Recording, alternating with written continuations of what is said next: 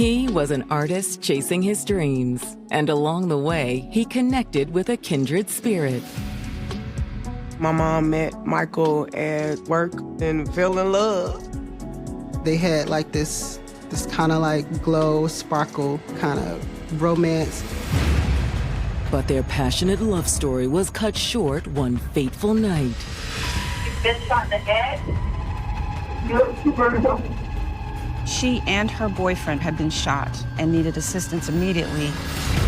While two victims cling to life, detectives must unravel what went wrong. Was this a robbery gone wrong, or was this an execution? Someone had been stalking her and peeking through our windows. And when a possible third victim emerges, the investigation goes into overdrive. I remember asking, where's my sister? Where's Star? She didn't answer the phone for none of us. She didn't call back or anything. Something had up. It's a case filled with miracles. God had other plans. She was still alive. And monsters. He was a controlling man, very controlling man. It was crazy. Only Satan is that controlling. There are legitimate concerns. Will he do this again? They found 70 human bones behind a grocery store. He was the devil's child, I would say.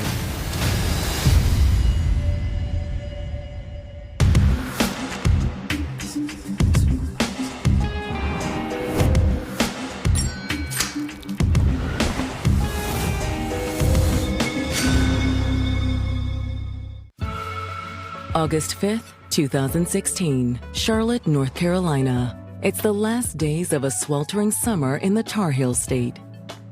Charlotte is one of the fastest growing cities in America, and that's been that way for decades now. It's a college town, and UNC Charlotte sits right in the middle of University City Boulevard. It's a wonderful place, just wonderful. But as night falls on the charming city, a desperate 911 call comes in to local dispatch. The dispatch received a very unsettling, disturbing call.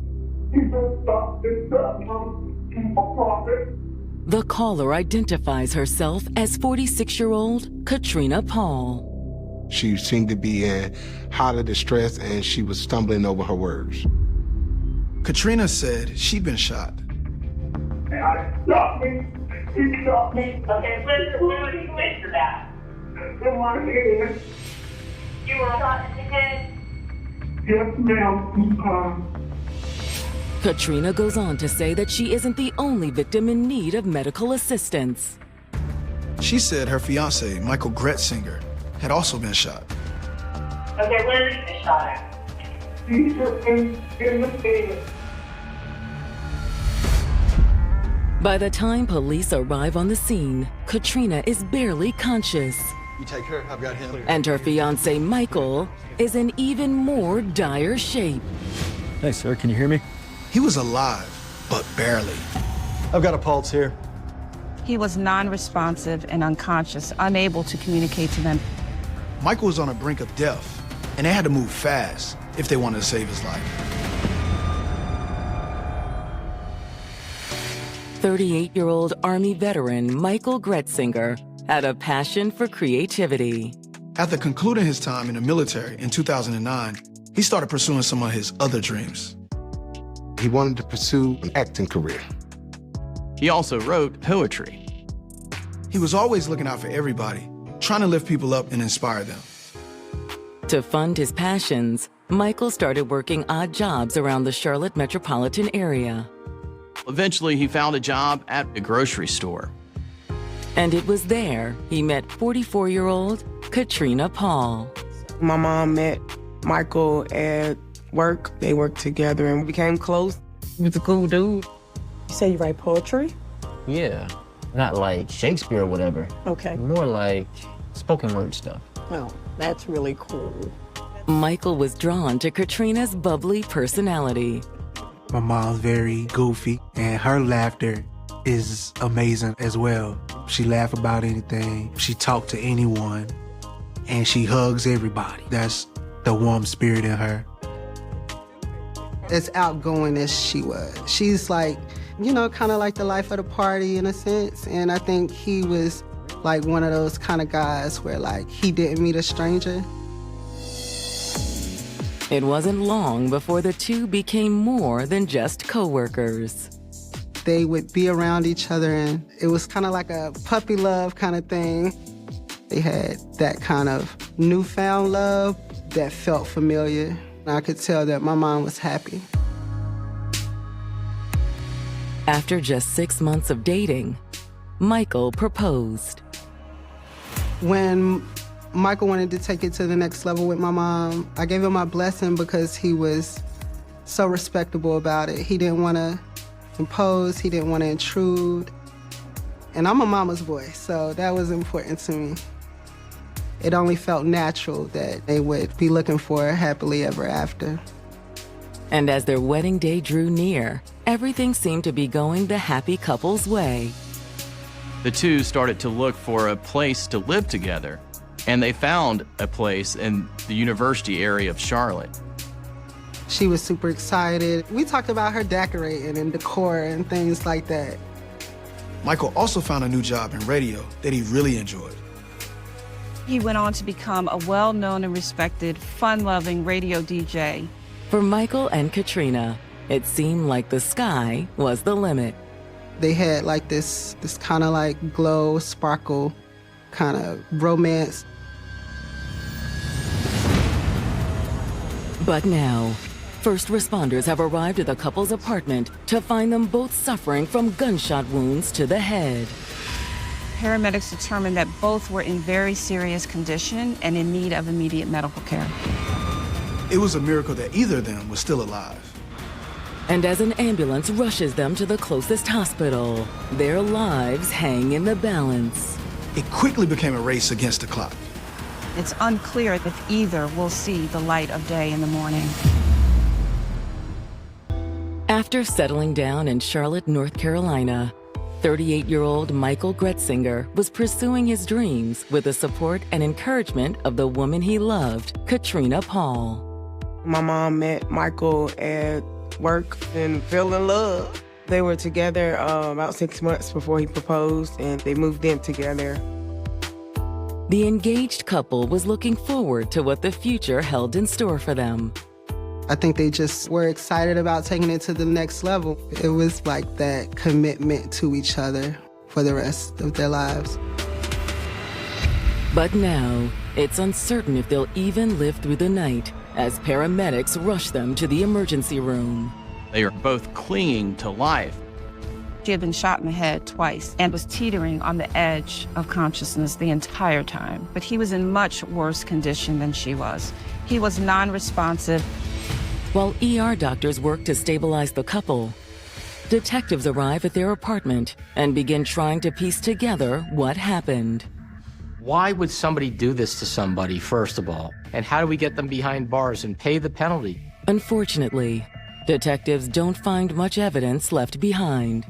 Investigators do not find any signs of forced entry or robbery at the scene of the crime.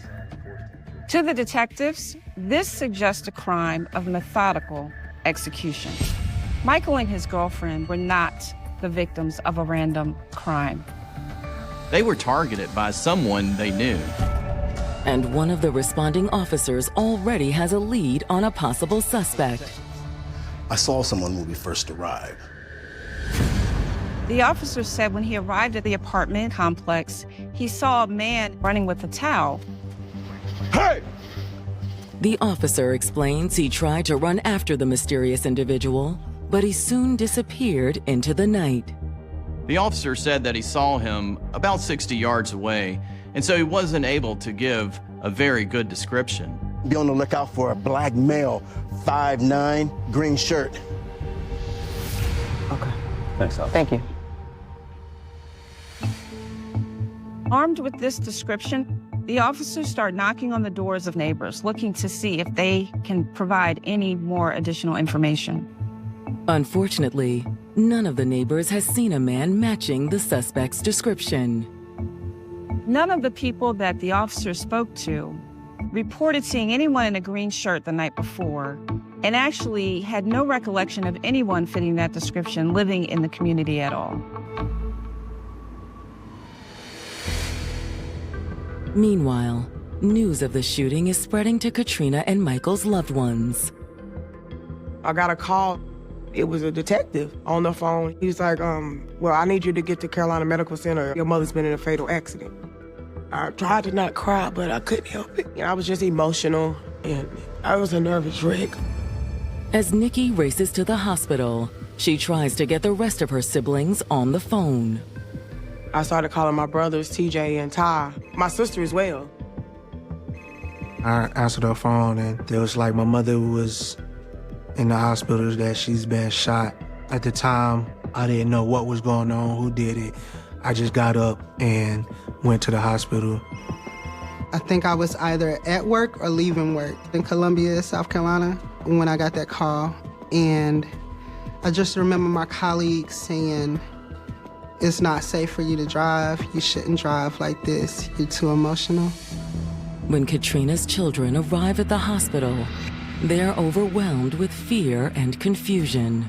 It was just like, it was like everything was stopped. It was in slow motion at that time. Like I just wanted to see my mama and make sure she was okay at that time. Seeing my mother on that bed, it was something that I never thought I would see. Michael was on the same floor of the hospital. I remember wanting to go visit with him and see how he was doing, and I wasn't allowed to. Detectives are hoping family members might have a lead on who did this to the beloved couple. They asked me, do I know what happened or did I know? I'm like, sir, no. Do you know anyone who would want to hurt your mother or Michael? No. They're just really nice, everyday people, you know? The family was shocked that this had happened. They were a couple that generally just spent most of their time with each other. It was nothing I could tell them. I had the slightest idea. They were very loving, kind, and gentle people. Not the type of couple or individuals to have enemies. But Nikki says there's something else she needs to tell the investigators. Me and my brothers, we've been trying to get a hold of our sister Star to let her know what's going on, but she's not answering her phone. We calling and calling and calling and calling and calling Star. She never picked up. She never answered the phone. I remember asking, where's my sister? Where's Star? We're really worried about her. No one had been able to get in touch with her, and they were unable to reach her by phone for several hours. It was very concerning. If Star knew what was going on, she would have been there. So a lot of things was just going through my head about what could have happened or what's going on. Now the family is starting to worry. Could she be another victim in this crime?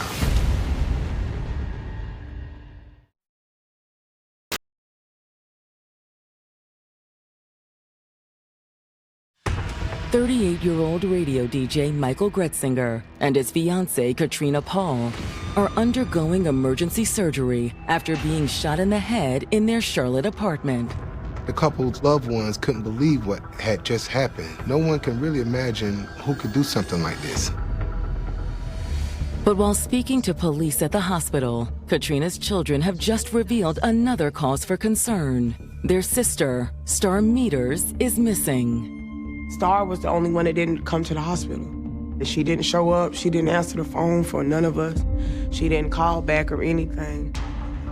There's absolutely no way that something like this would have happened, and she wouldn't have been by her mother's side.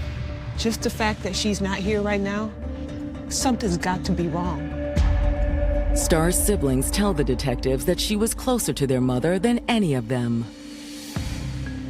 She was more of a mama's girl than me, you know? She was very passionate about the things that she loved, family being probably number one. Has your sister ever disappeared like this before? No, never. My sister's not nowhere to be found, and our mother's laying in the hospital bed. Something ain't adding up. They're starting to worry she could be another victim in this crime. You're already looking at 2 victims. It's not a far stretch to think that there might be a third. When's the last time you spoke with your sister? A few weeks ago, she came over to the house. She called me and told me she had somebody with her. And when she showed up, the person she had with her was Tim. Nikki explains that Timothy Crumity is her mother's ex, the man she was with before Michael. Him and my mother, they dated for some years, but then they broke up a couple years ago. The family goes on to tell the investigators that Timothy was the pastor of a church nearby in Concord, North Carolina. The first time I met Tim was in middle school. I was like 12 or 13. I never liked him at all. Like, I guess it was just the feeling that I got of his presence. He did a lot of things behind closed doors. Timothy tried to be two different people. They had an on and off again relationship. You would see him and then you wouldn't. Katrina's family says that the more turbulent their relationship became, the more Tim showed his true colors. Over the course of her relationship with Tim, he became more and more controlling. Abusive, physically, I really never seen, but his words was very abusive. And after over 10 years together, Katrina finally had enough. She put an end to this on again and off again relationship. When he came over to our house that day with Star, he was definitely trying to weasel his way back into our lives. What is he doing here? Just hear him out. Listen, I really miss you guys. For a while there, I thought we was family, right? I guess. I got you a little something. He tried to make a peace offering with me. He tried to bring me some liquor. Thanks, Tim. I apologize for everything. I hope you forgive me so we can be in each other's lives again. That's very kind of you. Tell your mom hello for me, okay? Star was more forgiving, but Nikki was not buying it. I'm like, okay, cool. Because I don't like people I don't like in my house. I'm the oldest, so I definitely remember more about my mom's relationship with Tim, more than Star does. Investigators agreed that Tim's behavior did seem concerning. They definitely wanted to talk to him, and as soon as possible. But could a man of God really be capable of this kind of attack? Hey, come here. You're gonna want to take a look at this. They were shocked to find that he had an alarming and long criminal history, spanning back as far as 25 years. And this isn't the first time he's been suspected of murder.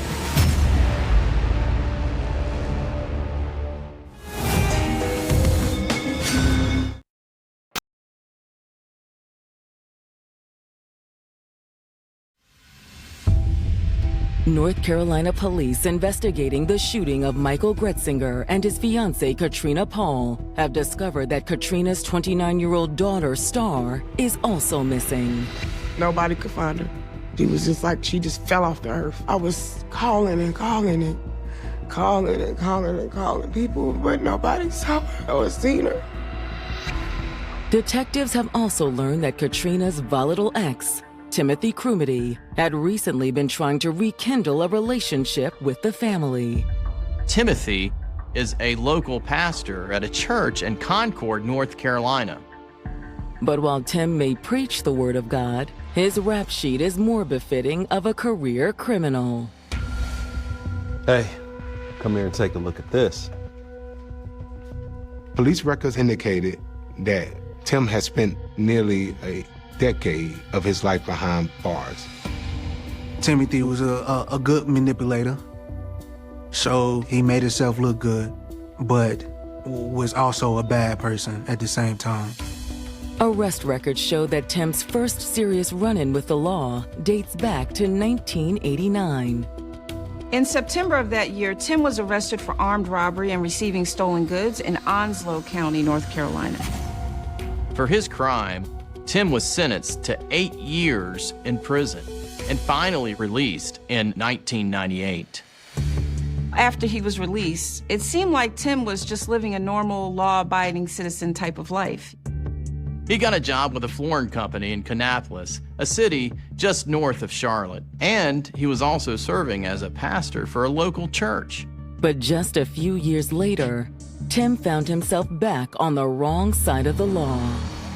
In June of 2005, the boss at the flooring company where Tim worked, Danny Johnson, was found shot to death in a local park. Danny was last seen alive with Tim at a bank in Charlotte. Danny had loaned Tim $5,000 to pay off a debt. In September of that same year, police working the case arrested Tim for murder, under the assumption he killed Danny to avoid having to pay back the $5,000 loan. He spent the next 5 years in Mecklenburg County Jail awaiting trial. But after a lengthy investigation failed to turn up any physical evidence tying Tim to Danny Johnson's death, the DA was forced to drop the charges for fear of not being able to secure a guilty verdict at trial. And in 2013, Tim was at the center of yet another homicide investigation. On July 3rd, 2013, Tim called 911 and claimed that an armed intruder shot his then wife, Sharon. Tim said he managed to get the gun away from the robber and shot him in the head.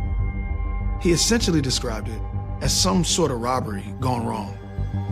But the evidence at the crime scene didn't add up with Tim's version of events. The robber was identified as a handyman from the neighborhood, James Luther Banks. James and Sharon both died of gunshot wounds to the head, while Tim walked away unscathed. James did not have a history of violent crime, and his family says that he's the furthest thing from a thief or a violent killer. Compared it to Tim, who already had a criminal record and was suspected in a prior homicide, it just didn't add up. Despite the suspicions surrounding Tim and his version of events, police could never prove that he was lying, and so he was never actually charged with the death of these two people. After being involved in 2 homicides, you would think Tim would lay low. But less than 6 months later, he became a subject of another police investigation. In December 2013, Tim's house burned to the ground. Investigation revealed that he was the person that set his house on fire. Finally, investigators were able to turn up enough evidence to put Tim behind bars for arson and insurance fraud. But his shady history still doesn't end there. Shortly after his release from jail, Tim befriended an elderly woman in Rowan County and moved in with her. Tim managed to convince her to appoint him as her power of attorney and was responsible for her estate. Then in April 2016, this woman died under suspicious circumstances, and Tim was the executor of her estate. There was whispers that he killed her for her money, but that's all they ever were, whispers. Soon after, Tim moved to Concord, North Carolina for a fresh start and got another job as a preacher. It was there he met Katrina Paul and her family. It wasn't too much of a big church. It was a growing church, but he was a good preacher. However, to the investigators in Charlotte, one thing is now clear. Tim Crumedy was far from a righteous man.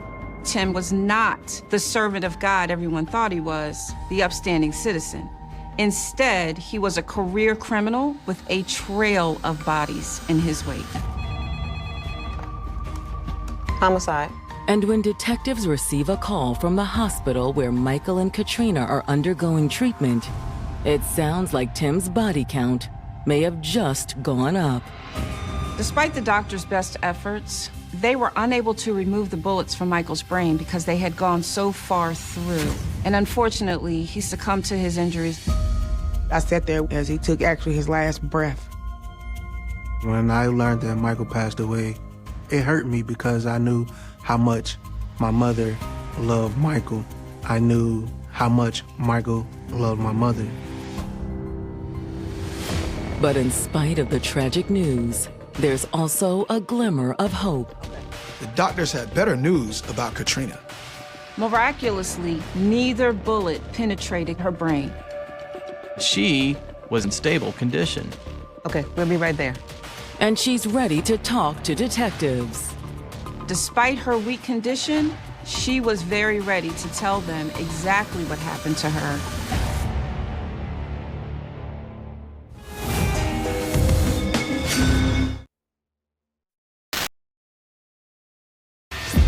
Homicide detectives in Charlotte, North Carolina are zeroing in on Tim Crumity as the prime suspect in the shootings of Michael Gretzinger and his fiancée, Katrina Paul.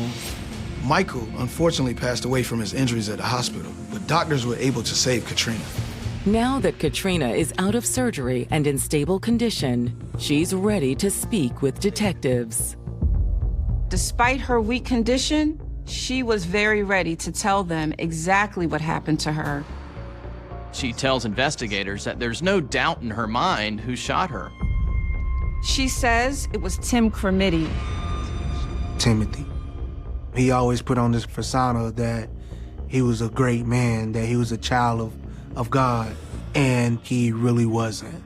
Katrina tells the detectives when she first met Tim almost 2 decades ago, she had no idea his pious persona was a total sham. About 2001, my mom came home from church one Sunday. She had a great service and she wanted us to come to church with her next Sunday. I said, okay, cool, we go to church. The pastor was Tim. Katrina and Tim hit it off from day one. When she first met Tim, she was enamored by him. He spoiled my mom, and he did everything that he could to keep her happy. But once they started dating, Katrina began to see a different side of her pastor boyfriend. Over time, Tim became more and more controlling in their relationship. He wanted to know who Kim was talking to. Where was she going? Who was she with? When would she be back? He had been stalking her and peeking through our windows and stuff. It was crazy. Only Satan is that controlling. Eventually, Katrina realized she needed to find a way out of the relationship. She had made several attempts to remove Timothy from her life. I think she went about it the way, we're all taught, you don't accept phone calls, you move away. She took a restraining order out on him because he was crazy. He just became obsessed with her. Then, in 2014, she met Michael Gretzinger. She realized when she met Michael that she was with someone who respected her, who loved her. My mother was happy and in love. Katrina felt like she'd finally erased him from her life until the night of August 5th, 2016. Katrina and Michael were supposed to go out on a date that night, but on their way to the restaurant, Katrina realized she had forgotten her phone. She realized she left her cell phone at home, so they turned around to go back. But when they arrived back home, there was an unwelcome surprise waiting for them. Somehow, Timothy found out where my mother lived, and he got into the apartment. Tim, what are you Shut doing up. here? Shut up. You, get over there. Okay. Get on your knees. Okay. Take it easy. Take it easy. She watched in horror as Tim forced Michael to his knees. Then he fired 2 shots into his head. Timothy shot Michael and left him bleeding on the floor. But for Katrina, her waking nightmare was only beginning. He then tied her hands behind her back and forced her into the passenger seat of her own car, and then drove her to his home in Rowan County. He kept her there for several hours, just trying to figure out what to do, before ultimately putting her back in the car. From there, Tim drove Katrina to a rural area on the outskirts of Charlotte. He pulled her out of the car, and Tim told her to turn around. She thought he was about to untie her and set her free. But instead, Tim drew his weapon. He raised his gun and shot her in the back of the head. Once she fell to the ground, he aimed and fired again. With her ears ringing, Katrina thought for sure she was dying. But God had other plans. She was still alive. If Katrina wanted to continue living, Tim couldn't find out that her heart was still beating, and beating faster than ever. She continued to play dead as Tim loaded her in the trunk of his car and drove her to another location. When the car stopped and Katrina heard Tim get out, she kept waiting. She waited in the trunk in darkness, unsure what would happen next. Eventually, she decided she needed to get help if she was gonna survive. She started to try and get out of the trunk, pushing against the back of the seat and feeling around to see if there was anything that would help her get out. My mother got out the trunk from a latch that was in the trunk that you can pull. As she emerged from the trunk, she was relieved to see she was back at her apartment complex. Miraculously, she was able to stumble upstairs and call 911. You want to start this again? Yes, ma'am. She was fading, like she was trying to leave, but she was too strong. She was fighting it. It's extremely rare to survive a gunshot wound to the head, but 2 gunshots, that's practically unheard of. However, the joy over Katrina's miraculous recovery is marred by the ongoing investigation into her daughter's disappearance. Did Tim say anything to you about Anastasia? About Star? No, why? To go through an ordeal like that, only to pull through and to realize that your child is missing, that had to be a devastating blow. We know that you've been through a lot already. We're going to find her. Armed with Katrina's statement, the investigators are ready to make their move on Tim Crumity. They have all the evidence they need to arrest Tim. Police take Tim into custody that Sunday. Police charged him with first-degree murder and also assault, kidnapping, and attempted murder. Tim's congregation is stunned. When you're a pastor, people trust you. The congregation trusts you. They believe in you. They believe that you're giving the word of God. And to have this happen, you know, the public was actually so shocked at all of it. But where is Katrina's youngest daughter, Star? Investigators really believed he knew where Star was. They feel like they are at Tim's mercy to get the information they need about her disappearance.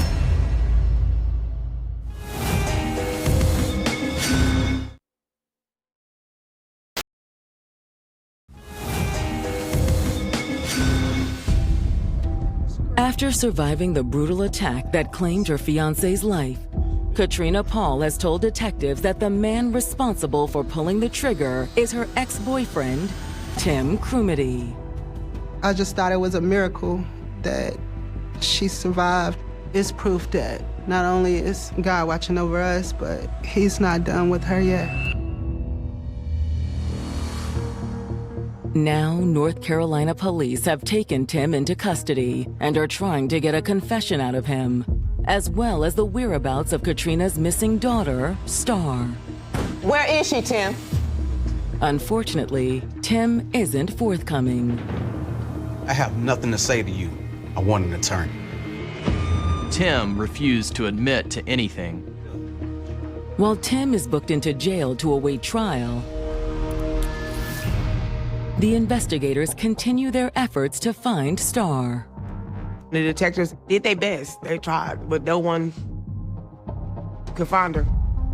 I never accepted that she was gone, not for a second. I still had hope that my sister was somewhere.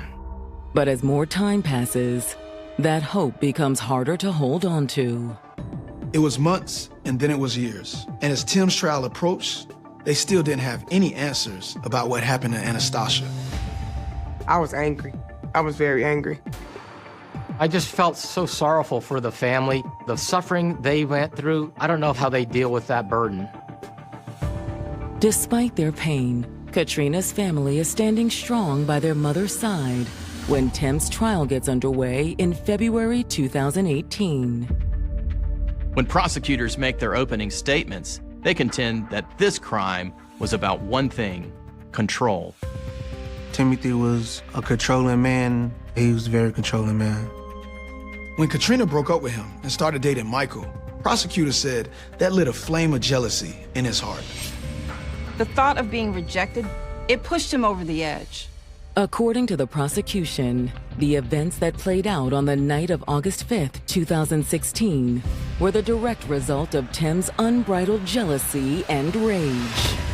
Tim executed his romantic rival in cold blood and attempted to do the same to his ex-girlfriend. But by sheer luck, she managed to survive. Among the prosecution's first witnesses was the first officer on the scene, who testified that he saw someone in a green t-shirt running away on the night in question. In court, he identified Tim Cremity as that person he saw running away. Investigators thought he may have grabbed a towel from Katrina's apartment to wipe his fingerprints from the crime scene. But the prosecution's most powerful witness by far is Katrina Paul herself. Before Katrina took the stand, they played her audio from her 911 call, and it just sent a chill through the entire courtroom. He shot me. He shot me. I heard my mom on that 911 call, and I just lost it. To have that played in a courtroom and broadcast everywhere, that is one brave woman. Brave enough to take the stand and confront the man who shot her face to face. It was the first time that she had seen Tim since that night, and he stared at her coldly as she testified. Katrina was able to describe her incredible story of survival to the jury about getting kidnapped by her ex, shot in the head not once but twice, and escaping from the trunk of the car to get help. It's nothing short of a miracle that she survived to tell them what happened to her. When the jury retires to deliberate, they take 2 full days to weigh the evidence. In the end, they found Tim guilty of first-degree murder of Michael Gretzinger, as well as the kidnapping and attempted murder of Katrina Paul. Tim Cremity is sentenced to life in prison without the possibility of parole. The public was so shocked at all of it. Shocked that a man who professed to be the representative of God would do this. For Katrina Paul and her loved ones, it's gratifying to see Tim sent away for life. But no punishment can make up for what he did to them. I don't feel like justice has been served, only because he's still here. I thought it was too lenient. I thought there's ever a time where capital punishment should be in play. I thought this was one of those times. And even after Tim is sentenced for his attack on Michael and Katrina, her family still doesn't have answers on Anastasia's whereabouts. Everyone believed Tim had something to do with her disappearance, but he wouldn't talk. Another year goes by without any new developments in the case.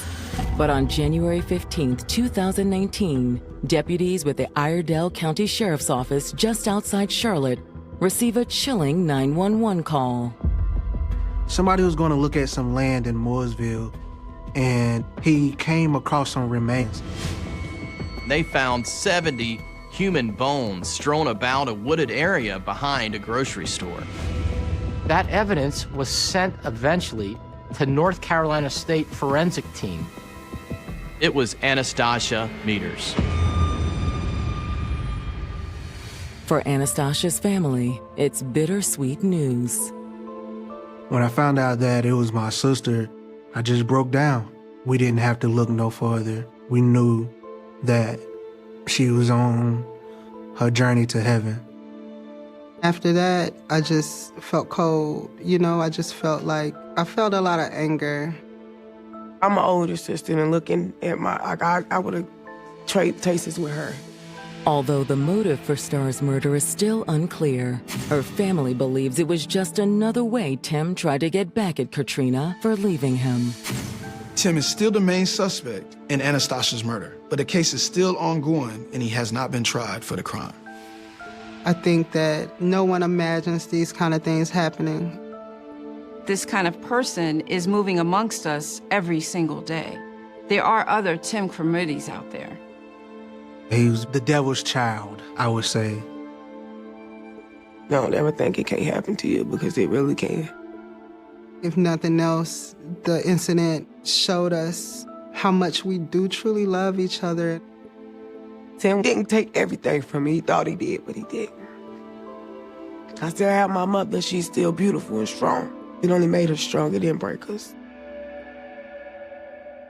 In the summer of 1988, the city of Fort Wayne, Indiana, was a place where children rode their bicycles through quiet neighborhoods, families gathered in local parks, and the expectation of safety was rarely questioned. That sense of normalcy was shattered over a single weekend when 8-year-old April Marie Tinsley disappeared, setting in motion one of the most significant homicide investigations in Indiana's history. More than 3 decades later, the case would become internationally known as an example of how advances in forensic science, particularly investigative genetic genealogy, could help solve crimes that had once seemed impossible to close. April Tinsley was 8 years old when she vanished on April 1st, 1988.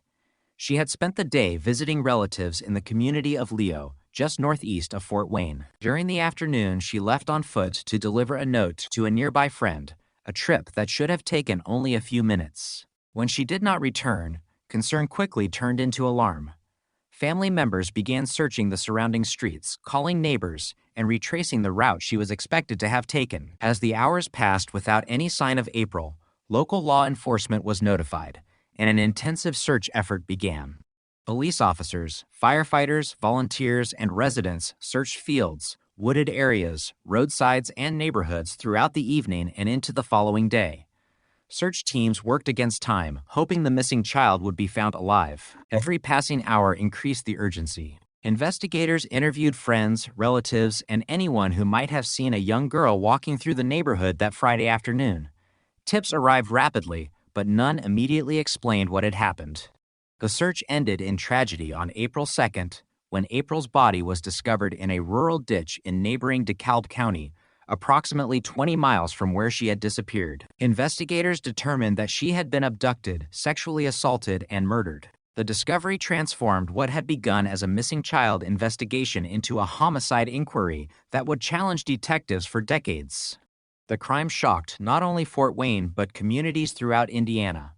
Parents who had previously allowed their children to play outside without constant supervision suddenly changed their routines. Schools reminded students about personal safety, neighborhoods organized watch groups, and local media provided continuous coverage as residents searched for answers. For many people who lived in northeastern Indiana, the murder marked a dividing line between a time when children were perceived to be relatively safe and a new era defined by greater caution and fear. Investigators processed the crime scene carefully, collecting physical evidence that they believed might eventually identify the person responsible. At the time, forensic DNA analysis was still in its infancy in the United States. Detectives preserved biological evidence, recognizing that advances in science might one day provide investigative opportunities unavailable in 1988. That decision would ultimately prove critical, although no one involved could have predicted how long the wait would be. As the investigation expanded, hundreds of interviews were conducted. Officers examined the victim's movements, reconstructed her final known route, and sought information from anyone who had been in the area that afternoon. Leads arrived from across Indiana and beyond, but each required careful evaluation. Detectives pursued possible suspects, investigated reported sightings, and eliminated numerous individuals whose involvement could not be supported by evidence. The emotional impact on April's family and the wider community remained profound.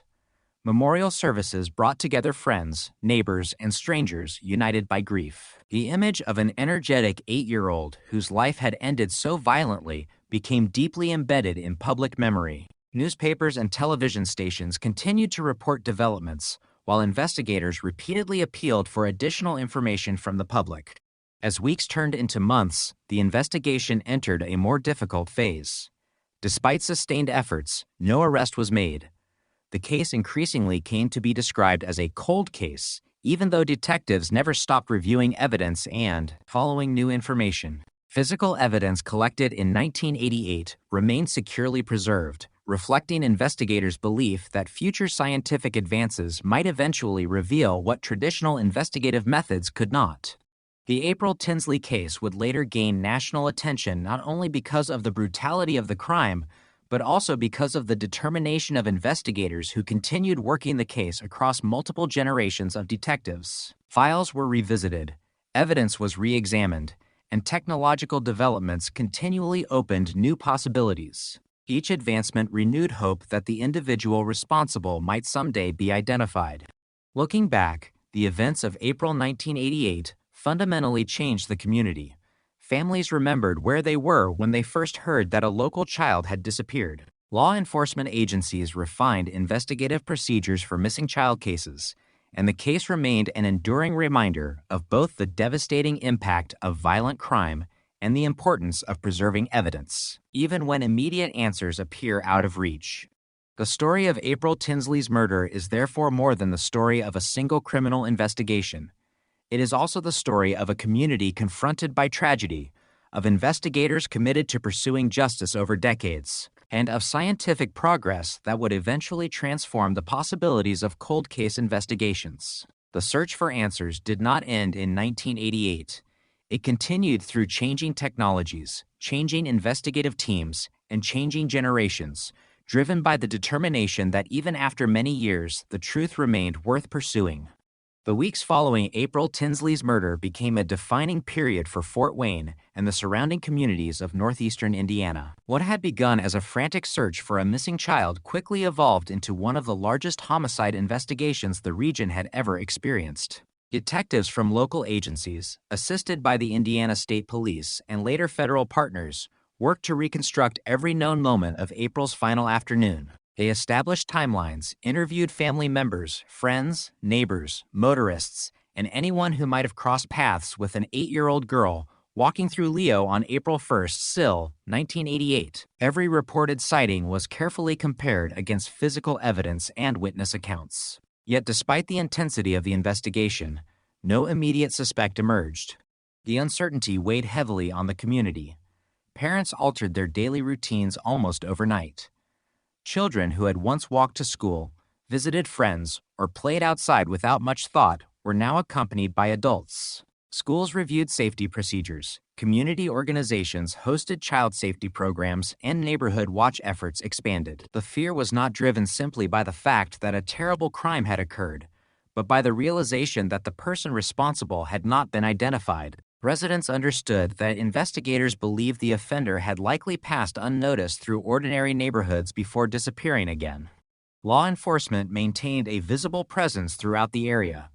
Officers continued conducting interviews and evaluating new leads as they arrived. Hundreds of tips flowed into the investigation from people reporting suspicious vehicles, unfamiliar individuals, or unusual encounters occurring around the time of April's disappearance. Detectives examined each report systematically, recognizing that even a seemingly insignificant observation might later prove meaningful when combined with other evidence. Investigators also reviewed known offenders, compared information from neighboring jurisdictions, and sought assistance from agencies with experience in crimes against children. At the center of the investigation remained the physical evidence collected during the initial examination. Crime scene specialists documented every recoverable detail using the forensic techniques available in 1988. Biological evidence, trace materials, photographs, and laboratory findings were carefully preserved. Although DNA profiling was only beginning to emerge as an investigative tool during that period, experienced investigators understood the importance of safeguarding evidence for future examination. Decisions made during those first days would ultimately preserve opportunities that could not yet be fully realized. Media coverage remained constant. Local newspapers printed updates almost daily, while television stations reported developments and repeated appeals for information. April's photograph became familiar throughout Indiana, symbolizing not only the loss suffered by one family, but also the uncertainty affecting an entire region. Community members attended vigils, expressed support for investigators, and hoped each new announcement might finally identify the person responsible. Despite extensive investigative work, progress remained limited. Detectives publicly emphasized that the absence of an arrest did not indicate a lack of effort. Rather, it reflected the challenge of solving a crime committed with few direct witnesses and limited forensic technology by the standards of the late 1980s. Every promising lead required verification, and many ultimately proved unrelated after careful investigation. Although disappointment accompanied each dead end, investigators continued reviewing evidence methodically rather than drawing unsupported conclusions. As months passed, the case gradually shifted from an active breaking news story to an enduring investigation that required patience and persistence. New detectives joining the agencies learned the details from experienced investigators who had worked the original scene. Case files expanded with interview transcripts, laboratory reports, maps, photographs, and documented leads. Periodic reviews ensured that previously collected evidence remained available for future testing as forensic science evolved. For April's family, however, time did not lessen the significance of what had happened. Public attention naturally fluctuated as new events occupied headlines, but the family's search for justice remained unchanged. Community members continued remembering April through memorial events and public discussions about child safety, ensuring that her name was not forgotten even as years passed without an arrest. The investigation would eventually become recognized as one of Indiana's most significant long-term cold cases, not because detectives stopped working, but because they continued returning to the evidence whenever new scientific techniques became available. Throughout the 1990s and early 2000s, forensic laboratories advanced significantly, allowing investigators to extract and analyze biological evidence with greater precision than had been possible at the time of the crime. Detectives repeatedly submitted preserved evidence for updated testing whenever improvements in technology justified renewed examination. These advances reflected a broader transformation occurring across criminal investigations nationwide. Cases once believed unsolvable were beginning to benefit from increasingly sophisticated DNA analysis. Investigators across the United States recognized that evidence collected decades earlier could sometimes produce new investigative opportunities if preserved correctly. The April Tinsley investigation became one of many examples illustrating the long-term value of meticulous evidence preservation and comprehensive case documentation.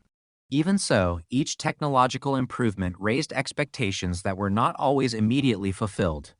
New laboratory results could exclude individuals previously considered persons of interest, narrowing the investigation while simultaneously eliminating potential avenues of inquiry. Detectives accepted these outcomes as valuable progress because eliminating innocent individuals strengthened the integrity of the investigation and focused attention on evidence-supported possibilities.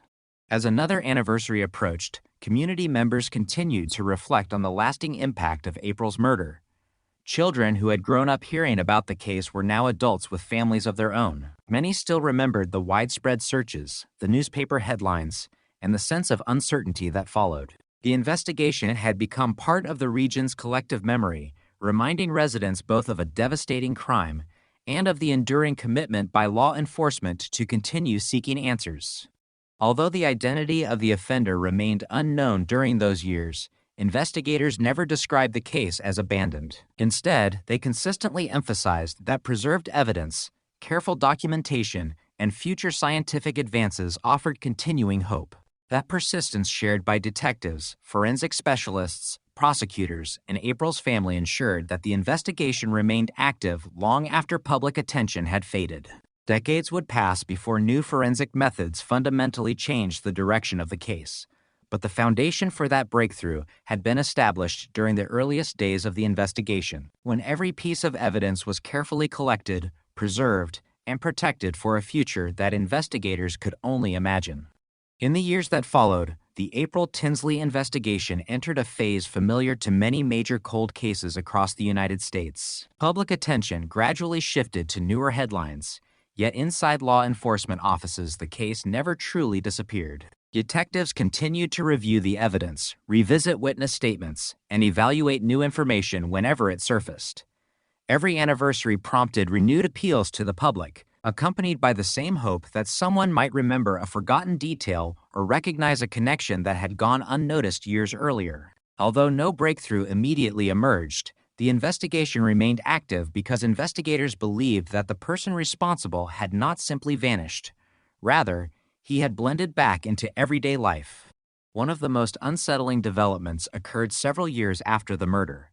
In 1990, and again in 1991, disturbing written messages connected to the case were discovered in the Fort Wayne area. The messages, left on or inside mailboxes, referred to April Tinsley in explicit and threatening language. Investigators examined these communications carefully because they appeared to demonstrate knowledge of the crime that was not publicly available. The possibility that the author could be the offender immediately elevated their importance. For detectives, these messages represented both an opportunity and a challenge. On one hand, they suggested that the individual responsible might still be living nearby and was willing to communicate in a way that risked drawing attention to himself. On the other hand, investigators had to determine whether the writer was truly connected to the murder or merely attempting to exploit a tragedy that had deeply affected the community. Every aspect of the writings, including their wording, handwriting, physical materials, and locations, became part of the investigation. The letters intensified public concern. Residents who had hoped the danger had passed realized that someone appeared to be invoking the memory of April years after her death. Parents remained vigilant, and schools continued emphasizing child safety. Local media reported the discovery of the messages while withholding certain investigative details at the request of law enforcement. Detectives understood that protecting specific information was essential. Knowledge known only to the offender could later help verify the credibility of future evidence or confessions. As the investigation continued, forensic specialists analyzed the available physical evidence using the best methods available at the time. Throughout the early 1990s, DNA technology was improving rapidly, but its capabilities remained far more limited than they would become decades later. Scientists conducted testing where possible, preserving remaining biological material for future examination whenever additional analysis might consume valuable evidence. This careful balance between present investigative needs and future scientific possibilities became increasingly important. Investigators also broadened the search beyond local boundaries. Information about the case was shared with agencies across Indiana and neighboring states. Detectives compared the circumstances of April's murder with other crimes involving children, searching for patterns that might indicate a serial offender or a previously unidentified connection. While similarities occasionally appeared, none produced sufficient evidence to establish a direct link. Each comparison, nevertheless, helped eliminate possibilities and refine the focus of the investigation. During this period, thousands of investigative records accumulated. Every interview, laboratory report, map, photograph, and tip was preserved. Detectives recognized that cold case investigations often depended on the ability to revisit old information with fresh perspectives. A witness statement that seemed insignificant in 1988 might assume greater importance years later when combined with newly developed evidence. Consequently, maintaining complete and organized records became as important as pursuing new leads. The investigation also reflected broader changes occurring within American law enforcement. By the mid-1990s, DNA profiling had begun solving cases that previously appeared impossible to resolve. National databases expanded investigators' ability to compare biological evidence with known offenders. Although these systems represented remarkable advances, they depended upon matching crime scene DNA to individuals whose genetic profiles were already lawfully available within the database. If the offender had never been entered into those systems, the comparison would produce no identification. For the April Tinsley investigation, this limitation proved significant. Detectives possessed biological evidence, but no database match identified the perpetrator. The absence of a match did not mean the evidence lacked value. Rather, it suggested that the individual responsible had either never submitted DNA to the applicable databases or otherwise remained outside their reach. Investigators therefore continued pursuing traditional methods alongside emerging forensic technologies. Community members frequently asked whether the case would ever be solved. Law enforcement officials consistently responded that they remained committed to the investigation, even when progress appeared slow. Advances in forensic science had already transformed criminal investigations nationwide, and detectives believed additional breakthroughs were likely in the future. Their confidence rested not on speculation, but on the careful preservation of evidence collected during the original investigation. The emotional impact of the case also endured. Memorial events continued to honor April's memory, while local media periodically revisited the investigation during significant anniversaries. Each renewed report served two purposes: remembering the victim and encouraging anyone with relevant information to come forward. Detectives understood that memories can change over time. Individuals unwilling to speak years earlier might later decide to cooperate, and relationships or circumstances preventing disclosure could evolve. As technology advanced into the early 21st century, forensic laboratories gained the ability to recover more detailed DNA profiles from evidence that had once yielded only limited results. Investigators submitted preserved evidence for additional examination whenever new methods became available and scientifically justified. Each round of testing represented another opportunity, even if immediate identification remained elusive. Despite these efforts, the investigation remained unresolved for many years. Yet within law enforcement, the case was increasingly viewed not as an unsolvable mystery, but as an investigation waiting for the right scientific tool. Detectives who inherited the file from earlier investigators benefited from decades of meticulous documentation, preserved evidence, and disciplined investigative work. The foundation laid in 1988 had never weakened. Instead, it grew stronger as each generation of investigators added new analysis while carefully preserving the integrity of the evidence. Looking back, those years demonstrated that solving a cold case often depends as much on patience as on technology. The absence of immediate answers did not reflect a lack of commitment, but the limitations of the era. Every preserved sample, every documented interview, and every carefully maintained record represented an investment in a future that investigators hoped would eventually provide capabilities unavailable at the time of the crime. In the April Tinsley case, that hope remained alive because the evidence had been protected with extraordinary care, waiting for scientific advances that would one day allow investigators to ask entirely new questions of evidence collected decades earlier. By the late 1990s, nearly a decade had passed since the murder of April Tinsley. The investigation had generated thousands of pages of reports, countless interviews, and extensive forensic examinations, yet no arrest had been made. Despite the passage of time, the Allen County Sheriff's Department and other participating agencies continued to classify the homicide as an active investigation rather than a closed file. Detectives periodically reviewed the evidence, reassessed witness statements, and evaluated new information whenever it became available. One of the greatest challenges facing investigators was the absence of an identified suspect whose DNA could be compared with the biological evidence recovered during the original investigation. Although DNA profiling had become an increasingly valuable forensic tool throughout the 1990s, its usefulness depended on having an appropriate reference sample. National and state DNA databases expanded significantly during this period, allowing investigators to compare evidence against profiles from convicted offenders and, later, certain categories of arrestees. In the April Tinsley investigation, however, repeated database comparisons failed to identify a matching individual. The lack of a database match did not diminish the importance of the preserved biological evidence.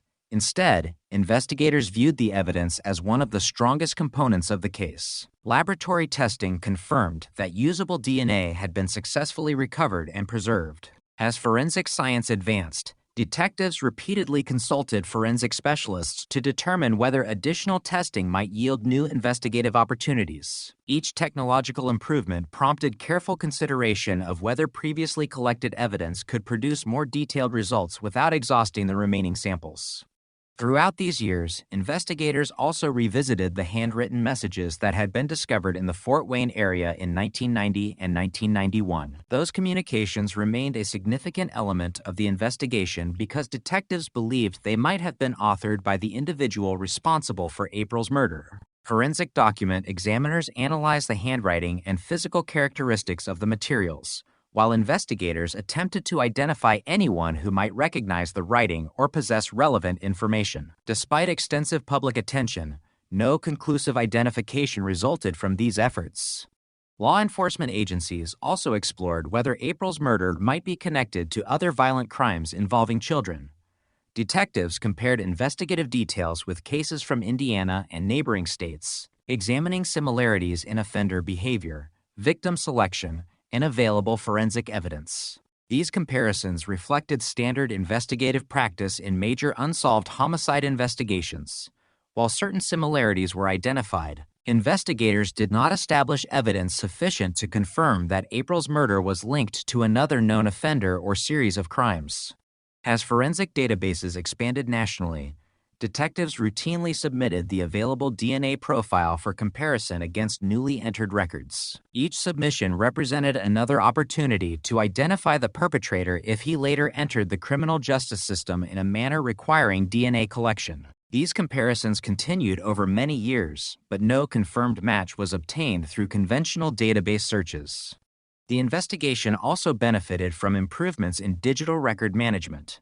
Original case files, photographs, laboratory reports, interview summaries, and evidence inventories were carefully preserved and organized to ensure future investigators could efficiently review decades of accumulated information. Cold case investigations often depend upon the ability to revisit historical evidence using modern analytical methods, making accurate documentation an essential component of long-term investigative success. Although public attention naturally declined as years passed, anniversaries of April's disappearance and murder continued to generate renewed media coverage. Local newspapers and television stations periodically interviewed investigators, who consistently emphasized that the case remained open and that new information would be thoroughly investigated. These public appeals served not only to encourage potential witnesses to come forward, but also to remind the community that law enforcement had not abandoned the pursuit of justice. For April Tinsley's family, each passing year represented another reminder that the person responsible had not been identified. Family members continued participating in public efforts to keep the case visible while expressing hope that advances in forensic science might eventually provide the answers that traditional investigative methods had been unable to produce. By the early 2000s, significant developments in DNA technology were transforming criminal investigations across the United States. Laboratories became capable of generating increasingly complete DNA profiles from smaller and more degraded biological samples than had previously been possible. Investigators monitored these developments closely, recognizing that evidence collected in 1988 might yield additional information when examined using newer scientific techniques. At the same time, cold case units across the country demonstrated that preserving evidence could be as important as collecting it. Cases once believed unsolvable were being reopened as improved laboratory methods produced results unavailable during the original investigations. The April Tinsley case increasingly came to represent this principle. Detectives understood that while they could not accelerate scientific progress, they could ensure that every available piece of evidence remained intact for future examination. Despite these advances, investigators remained careful not to overstate expectations. Scientific improvements alone could not guarantee an arrest. New laboratory results still required careful interpretation, corroborating evidence, and adherence to established legal standards before any criminal charges could be pursued. Throughout the investigation, detectives emphasized that every lead would continue to be evaluated according to the available evidence rather than speculation. Looking back at this period, the investigation illustrates the persistence required in long-term homicide cases. Rather than concluding when immediate leads were exhausted, investigators maintained the case through systematic evidence preservation, periodic forensic review, continued public outreach, and ongoing collaboration with forensic laboratories. Those efforts ensured that when future investigative methods became available, the April Tinsley case would be positioned to benefit from them. Although the identity of the offender remained unknown during these years, the careful work performed by generations of investigators preserved the possibility that the evidence would eventually reveal answers that had remained hidden since 1988.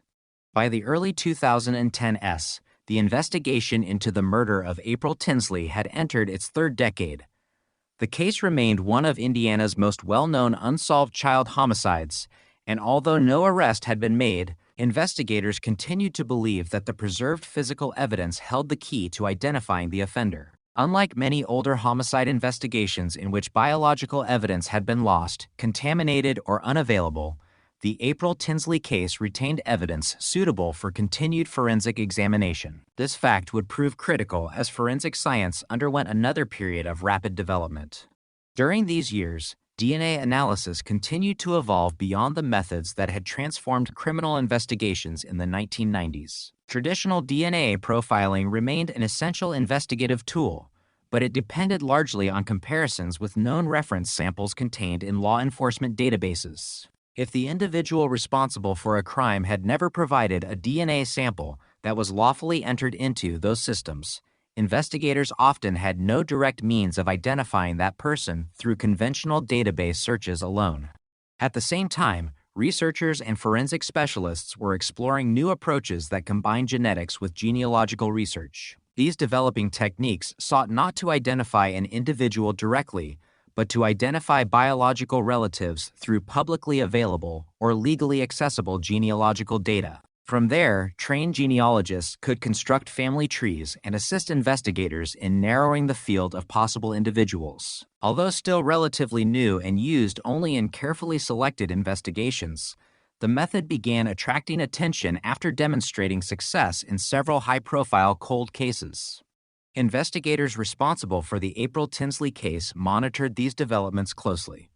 Before adopting any new forensic method, law enforcement agencies consulted forensic scientists, prosecutors, and legal advisors to determine whether the approach was scientifically reliable and legally appropriate. As with every investigative step, any conclusions derived from genealogical research would still require confirmation through conventional forensic evidence before criminal charges could be pursued.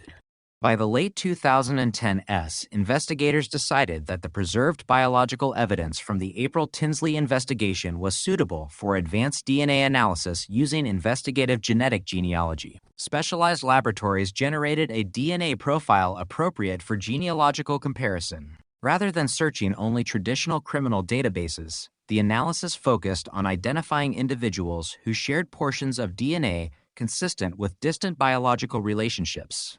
The results did not immediately identify a suspect. Instead, they produced potential genetic connections to individuals who were related, sometimes only distantly, to the unknown offender. Professional genealogists then undertook the painstaking process of constructing extensive family trees using public records, historical documents, census information, birth and death records, marriage records, and other legally available sources. This work required careful verification at every stage to avoid incorrect conclusions.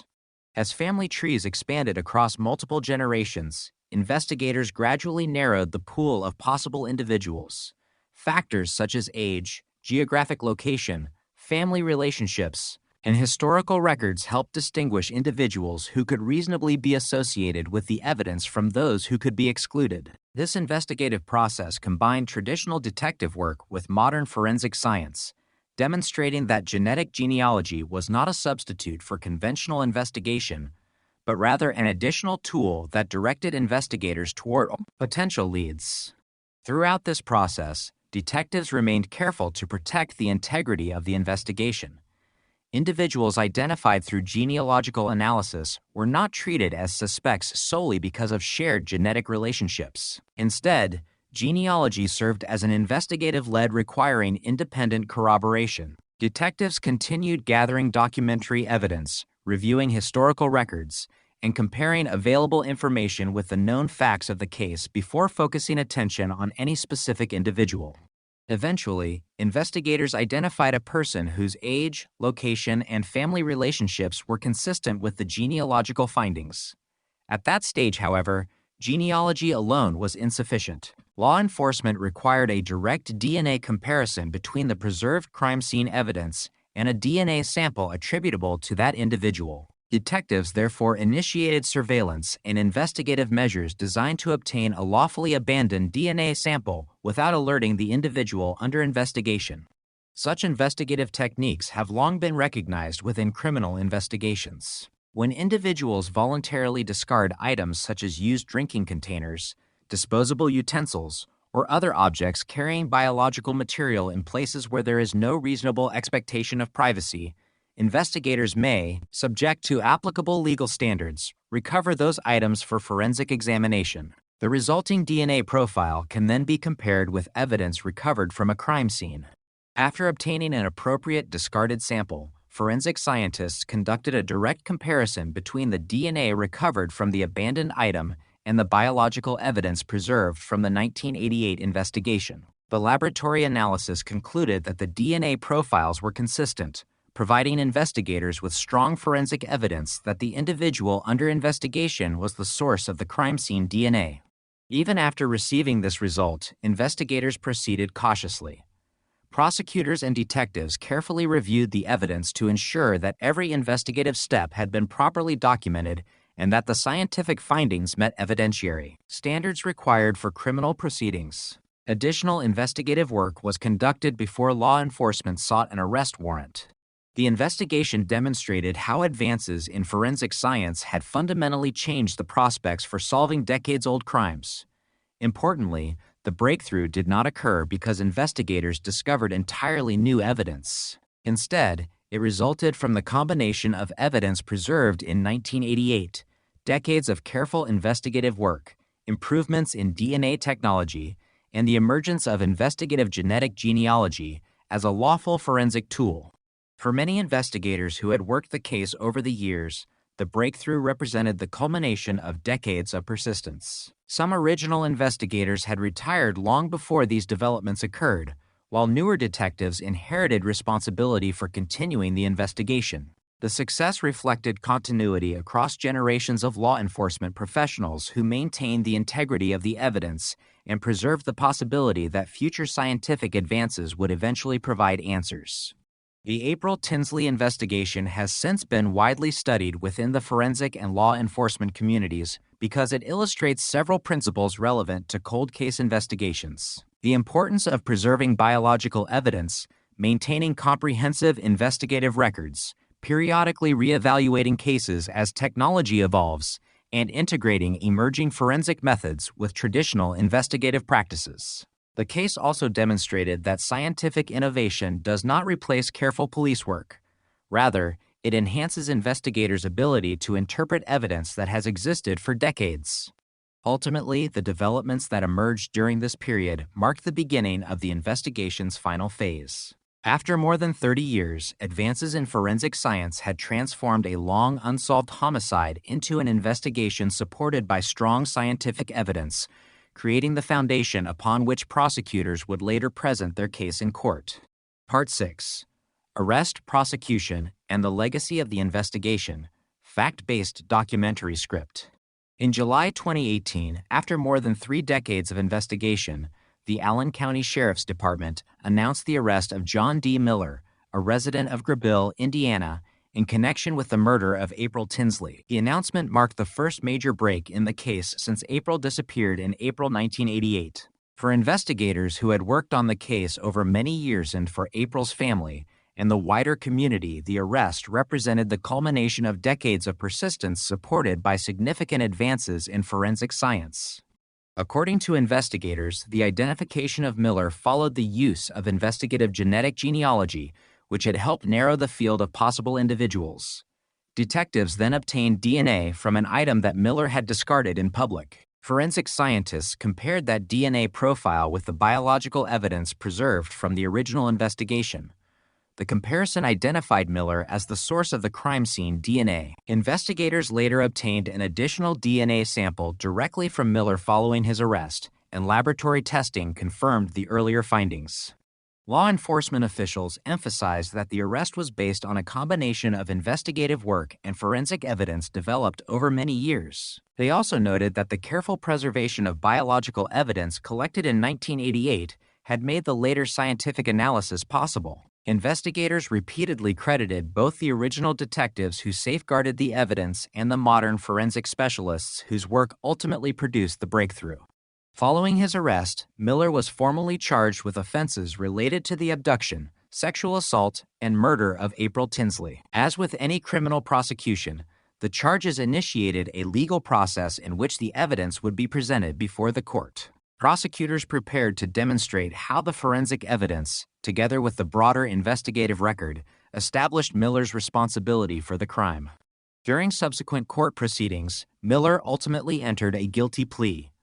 By pleading guilty, he accepted responsibility for the offenses charged, eliminating the need for a full jury trial. His plea also spared April's family the experience of hearing detailed evidence presented during lengthy courtroom proceedings. Under the terms accepted by the court, Miller received a sentence of 80 years in prison. The guilty plea brought legal finality to one of Indiana's longest-running homicide investigations, While the criminal proceedings concluded, investigators continued documenting the methods used during the case because of its significance to the broader law enforcement community. The April Tinsley investigation became one of several widely cited examples demonstrating the practical value of investigative genetic genealogy when combined with properly preserved forensic evidence. Law enforcement agencies across the United States examined the investigation closely. Many departments responsible for unresolved homicides had retained biological evidence from cases dating back decades. The success achieved in the April Tinsley investigation encouraged agencies to reassess whether emerging forensic technologies might provide new investigative opportunities in other cold cases. At the same time, investigators recognized that genetic genealogy is not appropriate or available for every investigation, and that each case requires careful legal, scientific, and ethical review before such methods are employed. The case also reinforced several long-standing principles of criminal investigation. First, meticulous evidence preservation remains essential. Biological samples that appear to have limited value under existing technology may become critically important as scientific methods improve. Second, comprehensive investigative documentation allows future detectives to understand earlier investigative decisions, evaluate previous leads, and integrate new evidence without losing historical context. Finally, successful cold case investigations often depend upon sustained institutional commitment, extending across multiple generations of investigators.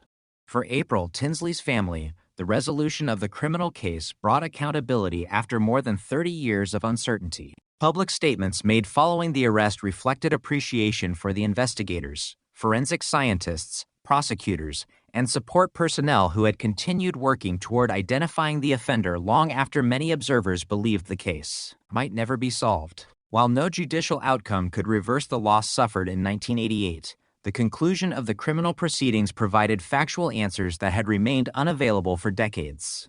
The investigation also contributed to ongoing public discussion regarding investigative genetic genealogy.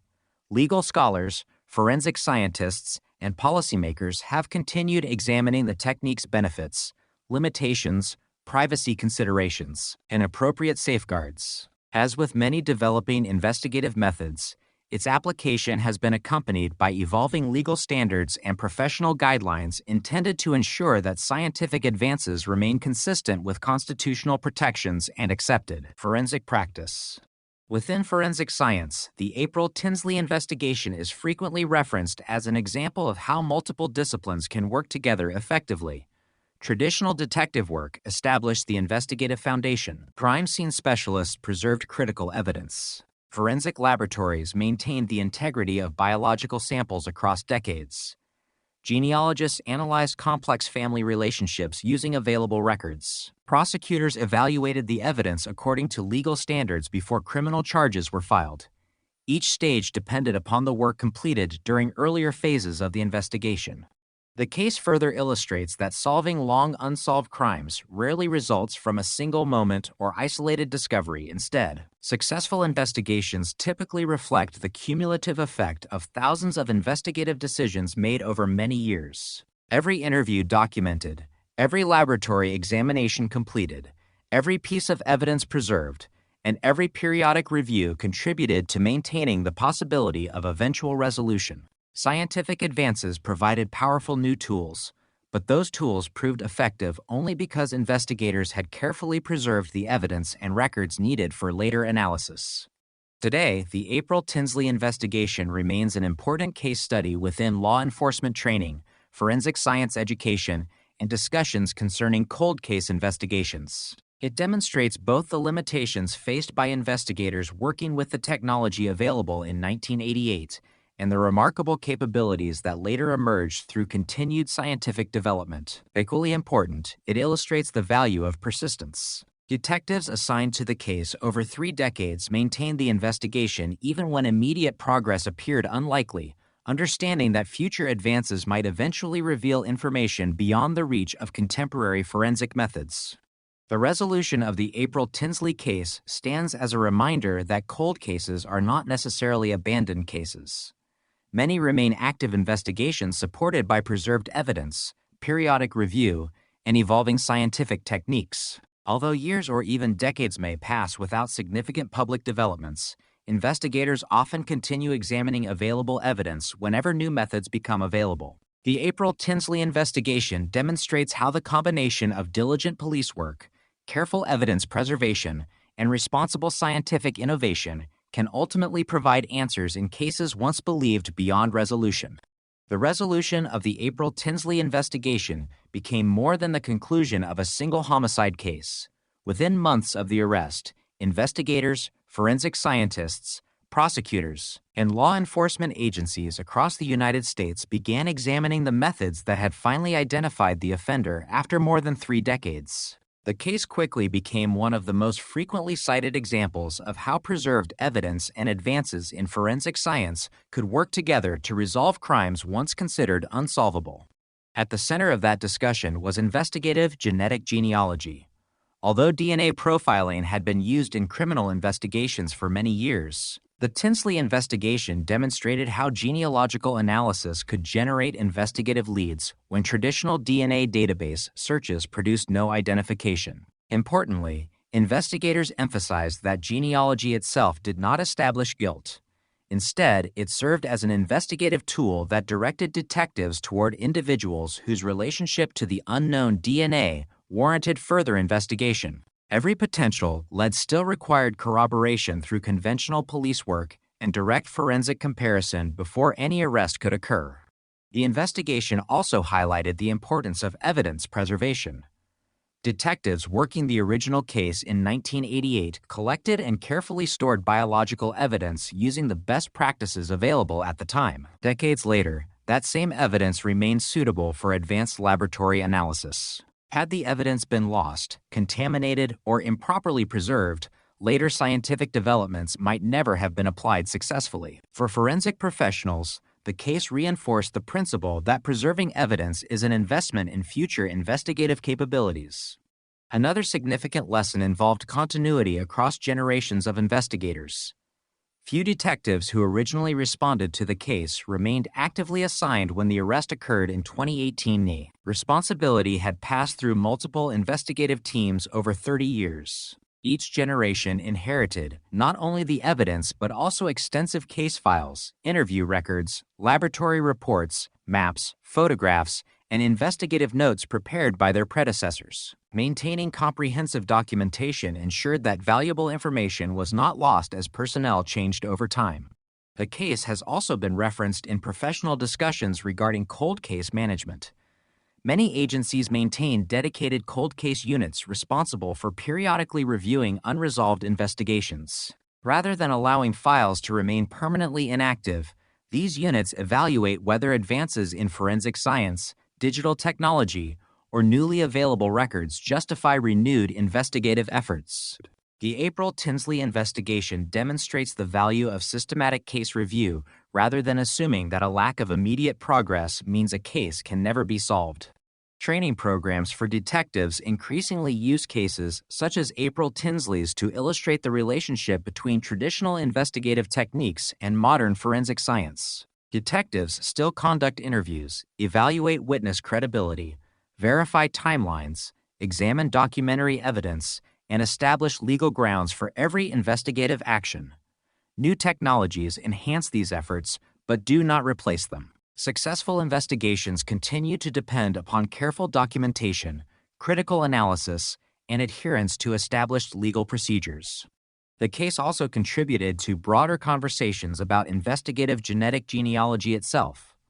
As more agencies considered using this technique, legal experts, forensic scientists, ethicists, and policymakers discussed appropriate safeguards, privacy considerations, and standards governing its use. These discussions have shaped evolving policies intended to ensure that emerging forensic methods are applied responsibly and consistently with constitutional protections. Within Indiana, the investigation remains a significant chapter in the history of criminal justice.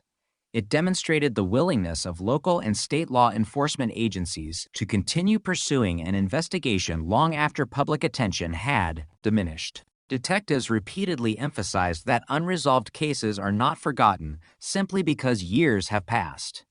Evidence continues to be reviewed, technological advances are monitored, and new investigative opportunities are evaluated whenever they arise. For April Tinsley's family, the conclusion of the criminal case represented the end of a legal process that had begun with unimaginable tragedy in 1988. Public statements following the resolution reflected appreciation for the investigators whose persistence ultimately produced answers after decades of uncertainty. Although no criminal prosecution can undo the harm caused by a violent crime, the successful resolution of the investigation established accountability through the judicial process and concluded one of Indiana's longest-running homicide investigations. The broader legacy of the April Tinsley case extends well beyond Indiana.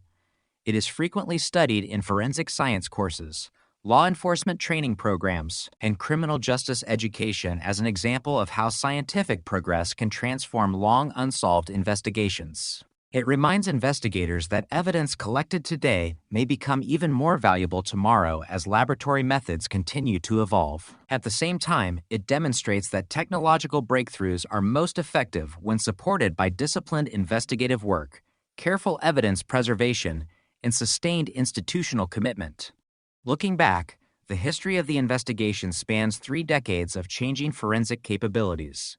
Detectives who began the investigation in 1988 worked with tools that differed dramatically from those available 30 years later. Yet the principles guiding the investigation remained constant.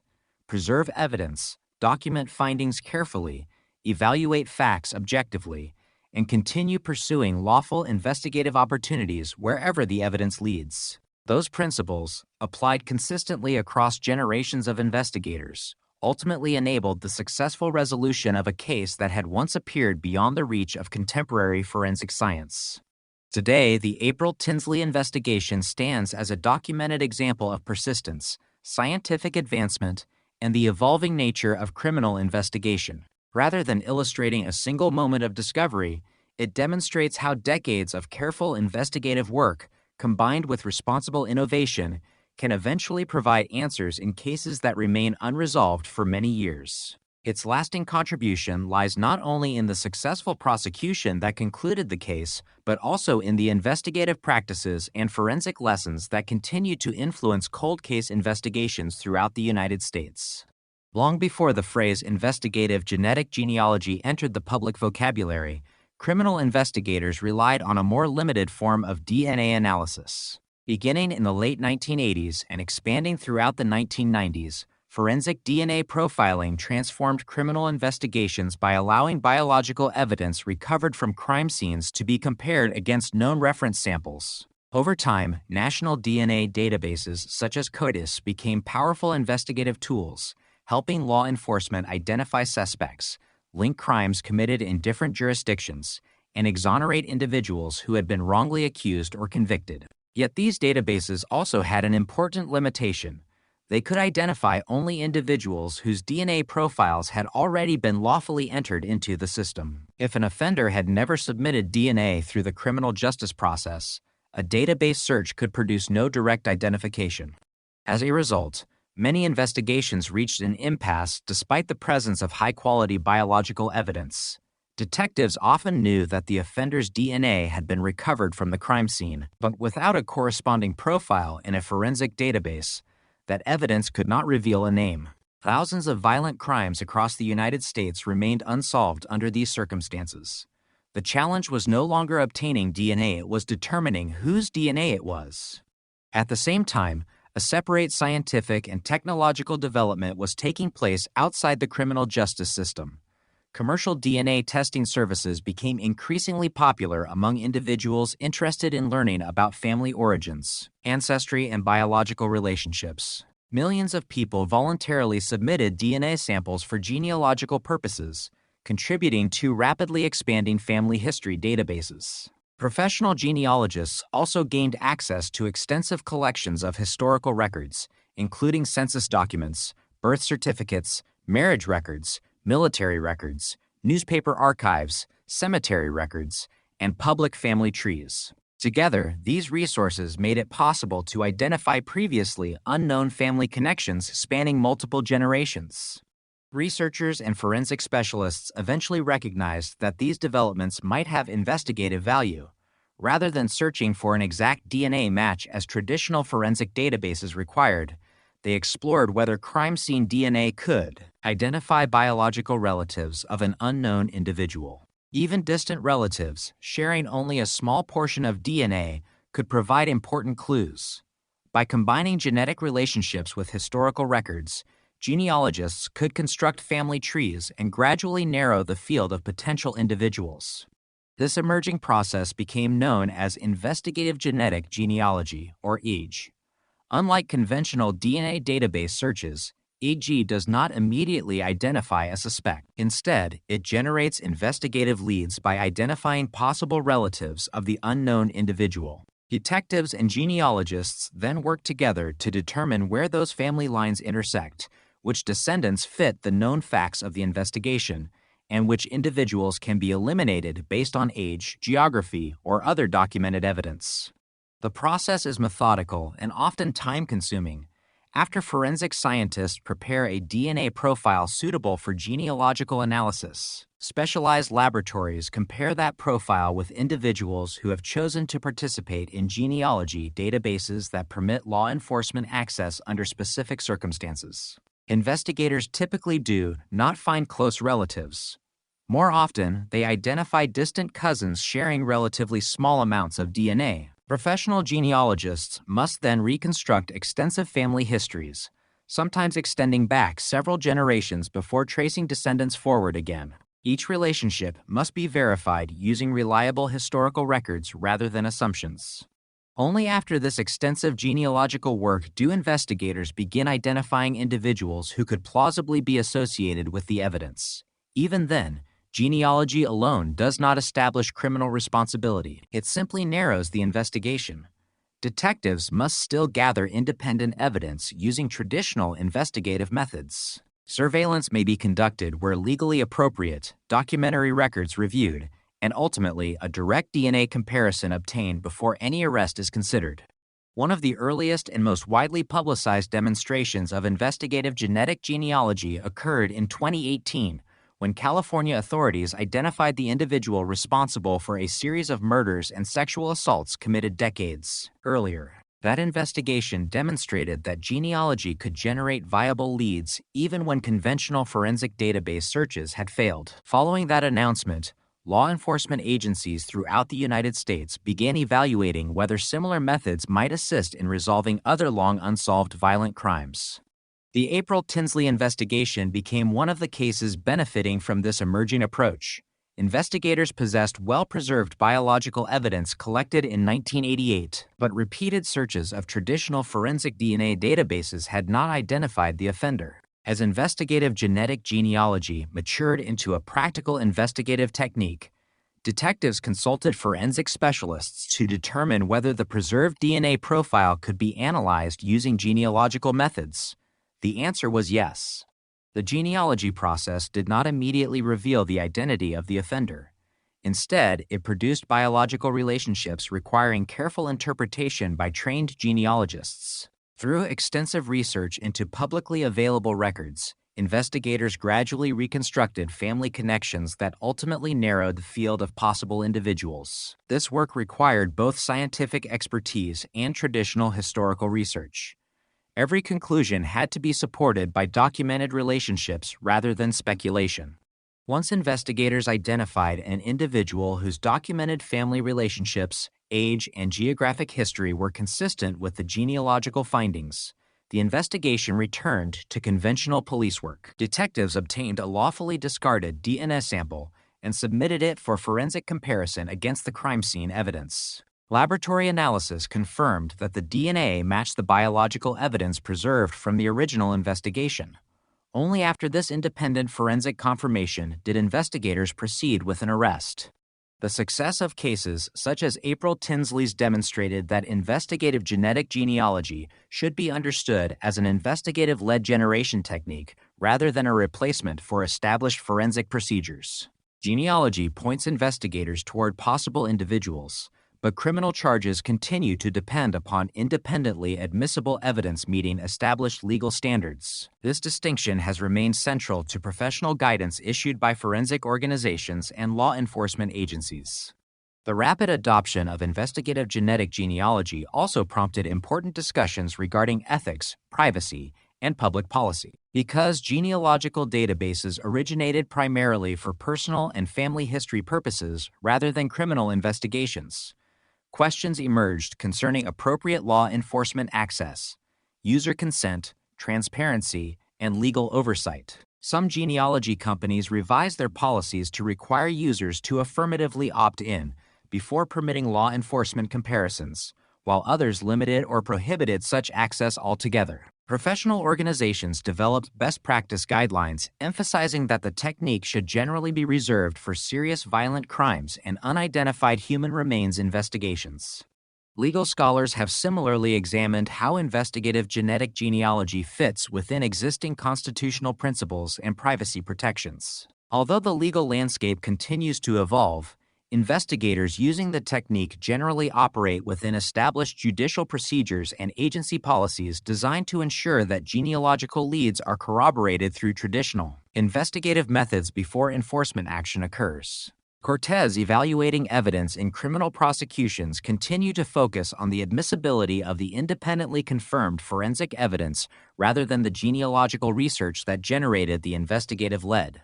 Today, investigative genetic genealogy occupies an increasingly important place within modern forensic science. Hundreds of cold cases involving homicide, sexual assault, and unidentified human remains have benefited from the technique. At the same time, forensic professionals continue refining scientific standards, laboratory procedures, quality assurance measures, and ethical guidelines governing its use. The field remains dynamic, shaped by ongoing technological innovation, legal developments, and public discussion. The evolution of investigative genetic genealogy illustrates a broader principle within forensic science. Advances rarely replace traditional investigative methods. Instead, they expand the range of questions investigators can ask of evidence that has existed for years or even decades. The April Tinsley investigation exemplifies this progression. The biological evidence collected in 1988 never changed. What changed was science's ability to interpret it. Through the combined efforts of forensic scientists, genealogists, detectives, and prosecutors, evidence preserved for more than 30 years ultimately provided the information necessary to identify the individual responsible. That achievement reflects not only technological innovation, but also decades of careful evidence preservation, disciplined investigative work, and continued commitment to pursuing justice whenever new scientific opportunities emerge. The successful resolution of the April Tinsley investigation did not result from a single discovery or one decisive investigative step. Instead, it reflected the cumulative work of numerous detectives, forensic scientists, crime scene specialists, prosecutors, and support personnel over more than 3 decades. Each generation of investigators inherited the work of those who came before, preserving the integrity of the investigation while adapting to advances in forensic science and investigative techniques. The case illustrates how complex homicide investigations are often built incrementally, with every documented fact contributing to a larger evidentiary framework. The investigation began immediately after April Tinsley was reported missing on April 1, still 1988. Detectives first approached the case as a missing child investigation, gathering information about her last known movements, interviewing family members and friends, and identifying the route she had planned to travel that afternoon. Once April's body was discovered the following day in rural DeKalb County, the focus shifted to a homicide investigation. Crime scene investigators documented the recovery location, collected physical evidence, photographed the scene, and preserved biological material that would later become central to the investigation. One of the earliest priorities for detectives was reconstructing April's final known timeline. Investigators established when she had last been seen, identified witnesses who observed her walking through the neighborhood, and determined the approximate period during which the abduction likely occurred. Establishing this timeline helped investigators narrow the window of opportunity during which the offender acted and identify individuals who may have been present in the area. At the same time, detectives conducted extensive neighborhood canvasses. Officers visited homes and businesses, speaking with residents who might have seen unfamiliar vehicles, suspicious activity, or individuals matching descriptions provided by witnesses. Every reported observation was documented, regardless of how insignificant it initially appeared. In major investigations, detectives understand that seemingly unrelated information may later become meaningful when combined with additional evidence. Investigators also evaluated individuals who came to their attention through tips, interviews, or prior criminal records. Each person of interest required systematic examination. Detectives verified alibis where possible, compared witness statements against known facts, and sought corroborating evidence before excluding individuals from further consideration. This process often eliminated numerous potential suspects while strengthening confidence in the integrity of the investigation. Physical evidence remained a central component throughout the case. Crime laboratories examined biological evidence, trace materials, and other items collected during the investigation using the best forensic techniques available at the time. Although DNA technology was still developing in 1988, investigators recognized the potential future value of preserving biological evidence. Laboratory personnel therefore maintained careful chain of custody documentation and preserved remaining samples whenever testing methods required consuming only part of the available evidence. As years passed, the investigation accumulated thousands of pages of documentation. Detectives maintained interview summaries, investigative reports, laboratory findings, photographs, maps, correspondence, and evidence inventories. This comprehensive record-keeping allowed later investigators to understand not only what had been discovered, but also which investigative avenues had already been explored and why certain conclusions had been reached. Such documentation is essential in long-term investigations where personnel inevitably change over time. The handwritten messages discovered in 1990 and 1991 represented another important investigative element. Detectives carefully analyzed the writings, considering whether they demonstrated knowledge of the crime not publicly available. Forensic document examiners reviewed handwriting characteristics, while investigators attempted to identify individuals familiar with the writing style or circumstances surrounding the placement of the messages. Although these efforts did not immediately identify the offender, the materials remained part of the investigative record and continued to be evaluated alongside other evidence. The case periodically underwent formal reviews as new detectives assumed responsibility and forensic capabilities improved. Fresh investigative teams revisited witness statements, reassessed evidence, and considered whether technological advances justified renewed laboratory analysis. These reviews did not assume earlier investigators had made mistakes. Rather, they reflected the understanding that scientific developments could reveal information unavailable when the original investigation occurred. When forensic DNA analysis matured during the 1990s and early 2000s, investigators repeatedly submitted the available biological evidence for comparison against expanding forensic databases. Although these searches did not identify the offender, they confirmed that the preserved evidence remained suitable for continued forensic analysis. Importantly, each unsuccessful database search eliminated one possible investigative avenue while reinforcing the need to preserve the evidence for future technologies. The introduction of investigative genetic genealogy marked a significant turning point, but detectives approached the method cautiously. Genealogical analysis generated potential family relationships rather than identifying a suspect directly. Investigators therefore integrated genealogy with traditional detective work. Public records, census documents, birth certificates, marriage records, and other historical sources were examined to construct verified family trees. Detectives compared these family histories with known facts about the investigation, including geographic location, age, and opportunity.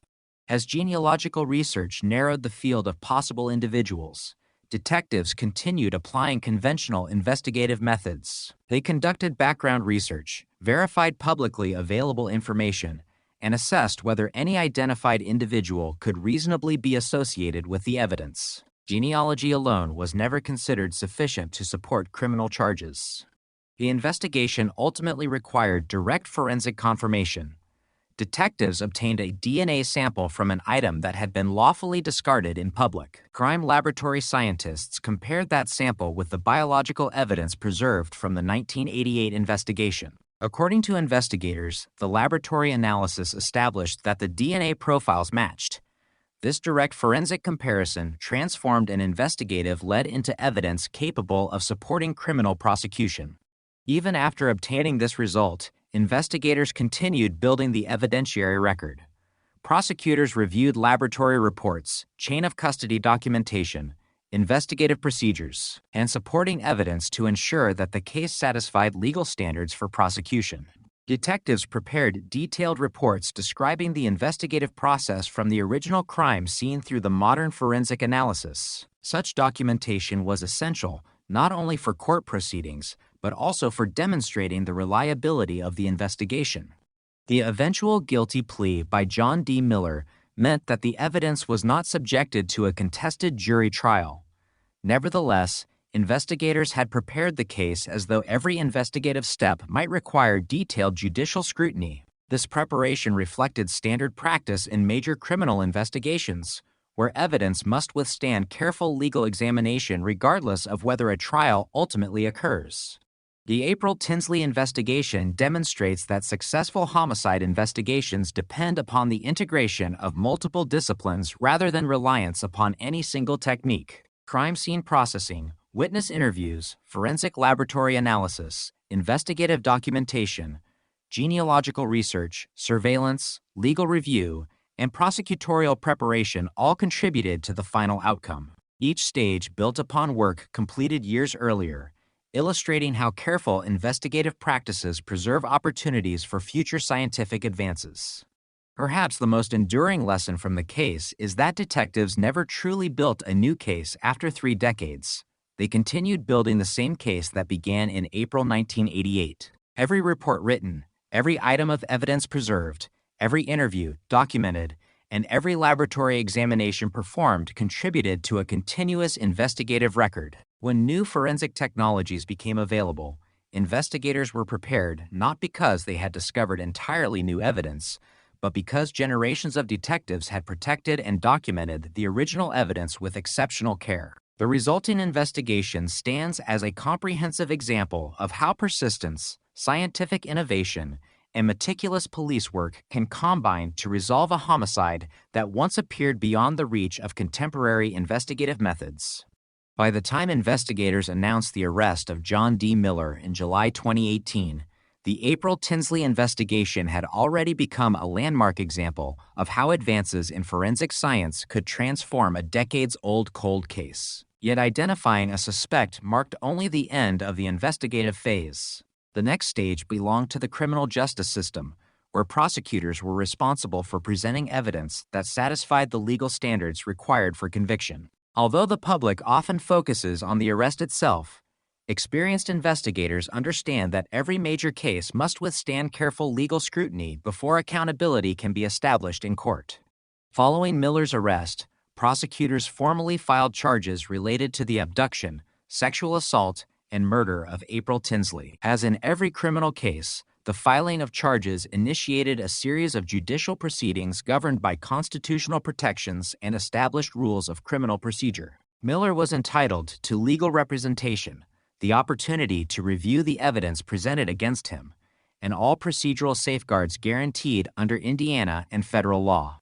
For prosecutors, one of the strengths of the case was the extensive documentation that investigators had maintained over 3 decades. The original crime scene reports, forensic laboratory records, evidence logs, interview summaries, photographs, chain of custody documentation, and subsequent investigative findings formed a comprehensive record demonstrating how evidence had been collected, preserved, and analyzed.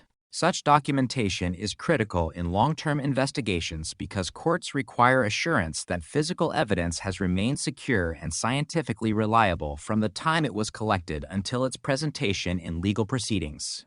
Among the most significant pieces of evidence was the DNA recovered during the original investigation. Investigators had preserved the biological material using accepted forensic procedures, allowing modern laboratories to conduct additional testing decades later. Prosecutors were prepared to demonstrate not only that the DNA matched Miller, but also how the evidence had been handled continuously since 1988, ensuring that the laboratory findings could be properly admitted under applicable evidentiary standards. The investigative use of genetic genealogy also attracted considerable public attention. Prosecutors and investigators consistently explained that genealogical analysis served only as an investigative lead rather than direct evidence of guilt. The genealogy research helped detectives narrow the investigation toward a potential individual, but the criminal case ultimately relied on independently obtained forensic evidence, specifically the DNA comparison between Miller's lawfully obtained sample and the biological evidence recovered from the crime scene. This distinction remained important because it underscored that the prosecution rested on established forensic evidence rather than genealogical research itself. As pretrial proceedings continued, prosecutors disclosed evidence in accordance with legal requirements, while defense counsel reviewed the investigative record. The judicial process provided opportunities to address evidentiary matters, procedural issues, and scheduling prior to any potential trial. These proceedings reflected the criminal justice system's responsibility to ensure that prosecutions proceed fairly, regardless of the seriousness of the alleged offense or the length of time that has passed since the crime occurred. Rather than proceeding to a full jury trial, the case ultimately concluded through a guilty plea. Miller admitted responsibility for the crimes charged, eliminating the need for prosecutors to present the complete evidentiary record before a jury. Guilty pleas are a recognized component of the American criminal justice system and may occur for various legal and strategic reasons. In this case, the plea brought the criminal proceedings to a conclusion without requiring witnesses, investigators, forensic scientists, or April's family to testify during what would likely have been a lengthy and emotionally difficult trial.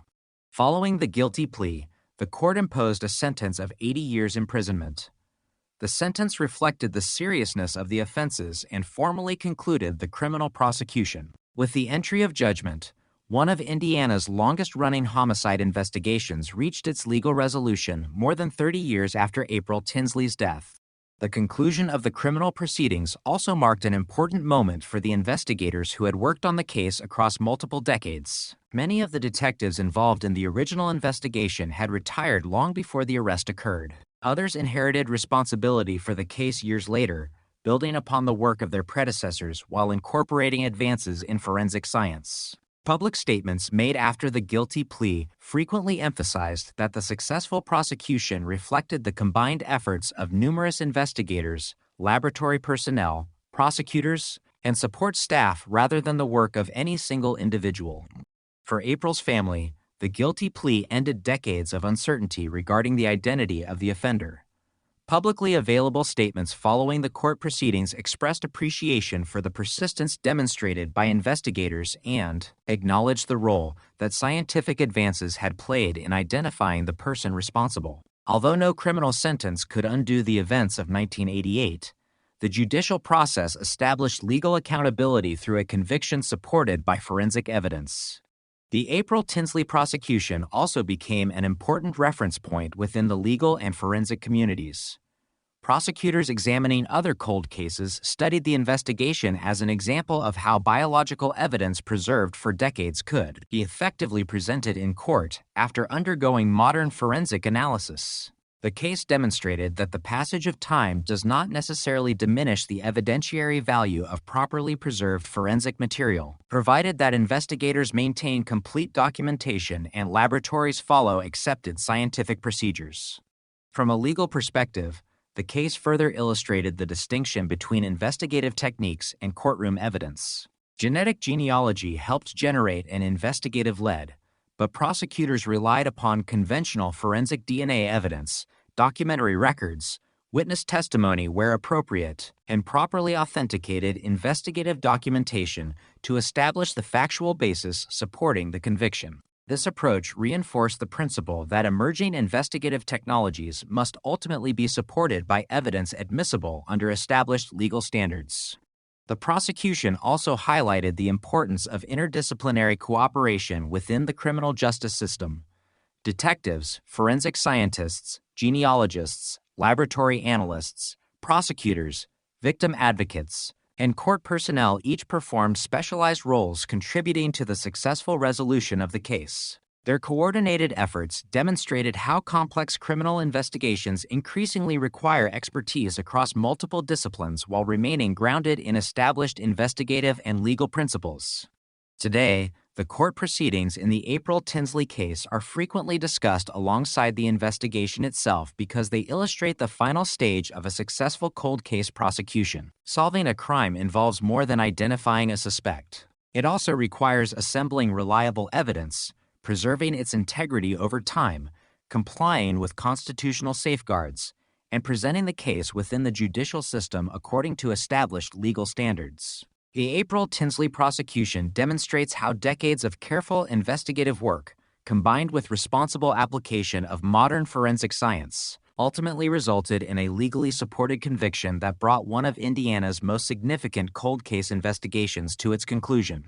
The successful resolution of the April Tinsley investigation depended on many factors, but one principle stands above the rest: the careful preservation of evidence. When investigators first responded to the crime in April 1988, they had no way of knowing how forensic science would evolve over the following 3 decades. DNA profiling was only beginning to emerge as a practical investigative tool, and many of the technologies routinely used by forensic laboratories today had not yet been developed. Nevertheless, detectives and crime scene personnel treated every recoverable piece of physical evidence as potentially important, preserving materials according to accepted forensic procedures and maintaining detailed records of their collection and storage.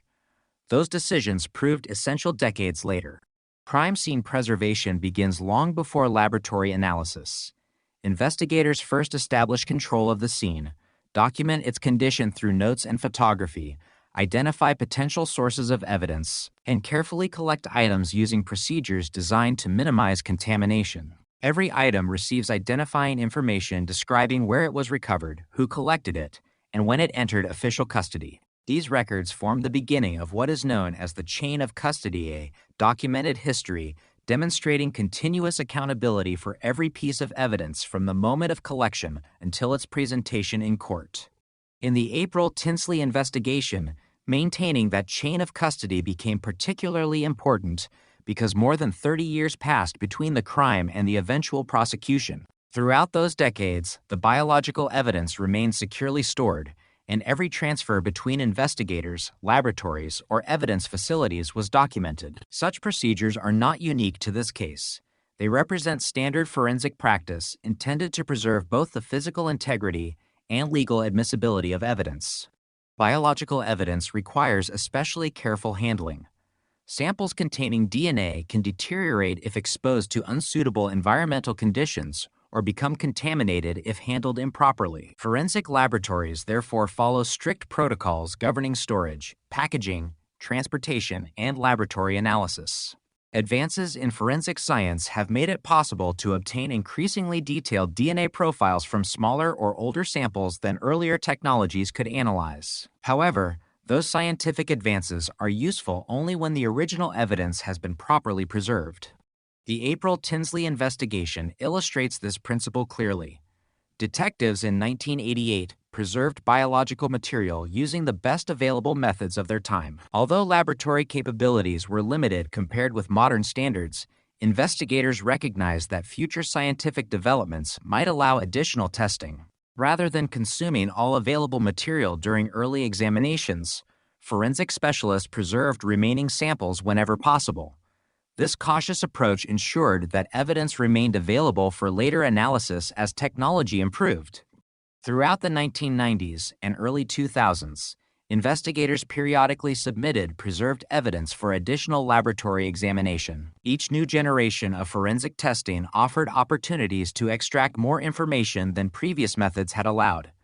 Importantly, these examinations did not replace earlier work. Instead, they built upon it. Laboratory scientists carefully documented every analytical procedure, preserving both the evidence itself and the scientific record explaining how conclusions had been reached. Evidence preservation extended beyond biological material. Investigators maintained photographs, crime scene diagrams, interview records, laboratory reports, correspondence, and other investigative documents. Together, these records formed a comprehensive historical archive of the investigation. When new detectives assumed responsibility for the case years later, they were able to review the original investigative decisions, understand prior conclusions, and identify opportunities for renewed analysis based on developments in forensic science. Cold case investigations frequently demonstrate the importance of such documentation. Detectives assigned years after the original investigation cannot rely solely on memory or informal accounts. Instead, they depend upon detailed records prepared by earlier investigators. Every interview summary, evidence inventory, and laboratory report contributes to a complete understanding of the investigation. The April Tinsley case benefited from decades of disciplined record-keeping that preserved institutional knowledge despite changes in investigative personnel. The emergence of investigative genetic genealogy further demonstrated why preserving biological evidence mattered. Although genealogical analysis represented a significant scientific development, it required a high-quality DNA profile generated from preserved crime scene evidence. Without that original biological material, genealogical methods could not have been applied. Thus, the technological breakthrough achieved decades later depended entirely upon evidence collected and safeguarded during the original investigation. The case also illustrates an important principle regarding forensic science. Evidence itself rarely changes. What changes is the ability of scientists to analyze it. The biological material recovered in 1988 contained the same genetic information throughout the investigation. Advances in laboratory techniques simply enabled forensic scientists to interpret that information with greater precision than earlier generations of technology permitted. Because investigators had preserved the evidence rather than exhausting or discarding it, each scientific advancement created new opportunities for analysis. Professional forensic organizations frequently cite cases like April Tinsley's when emphasizing the importance of evidence retention policies. Many jurisdictions now maintain long-term storage procedures for biological evidence recovered in major violent crimes, recognizing that future technological developments may produce results impossible to obtain today. The case has therefore contributed to broader discussions concerning evidence management, laboratory quality assurance, and long-term investigative planning. The investigation also demonstrates the relationship between evidence preservation and public confidence in the criminal justice system.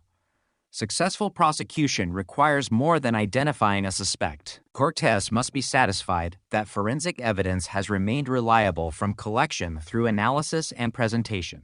Detailed chain of custody records, laboratory documentation, and established forensic procedures provide the transparency necessary to evaluate scientific findings objectively. In the April Tinsley prosecution, decades of careful evidence management supported the reliability of the forensic conclusions presented by investigators.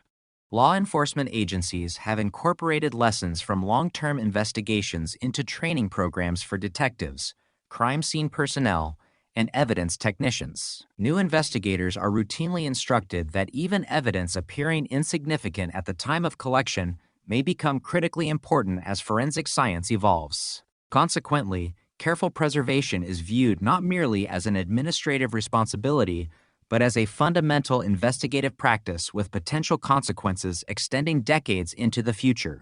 The April Tinsley investigation remains an important example because it demonstrates that solving a cold case often depends less upon discovering new evidence than upon preserving existing evidence until science can fully interpret it.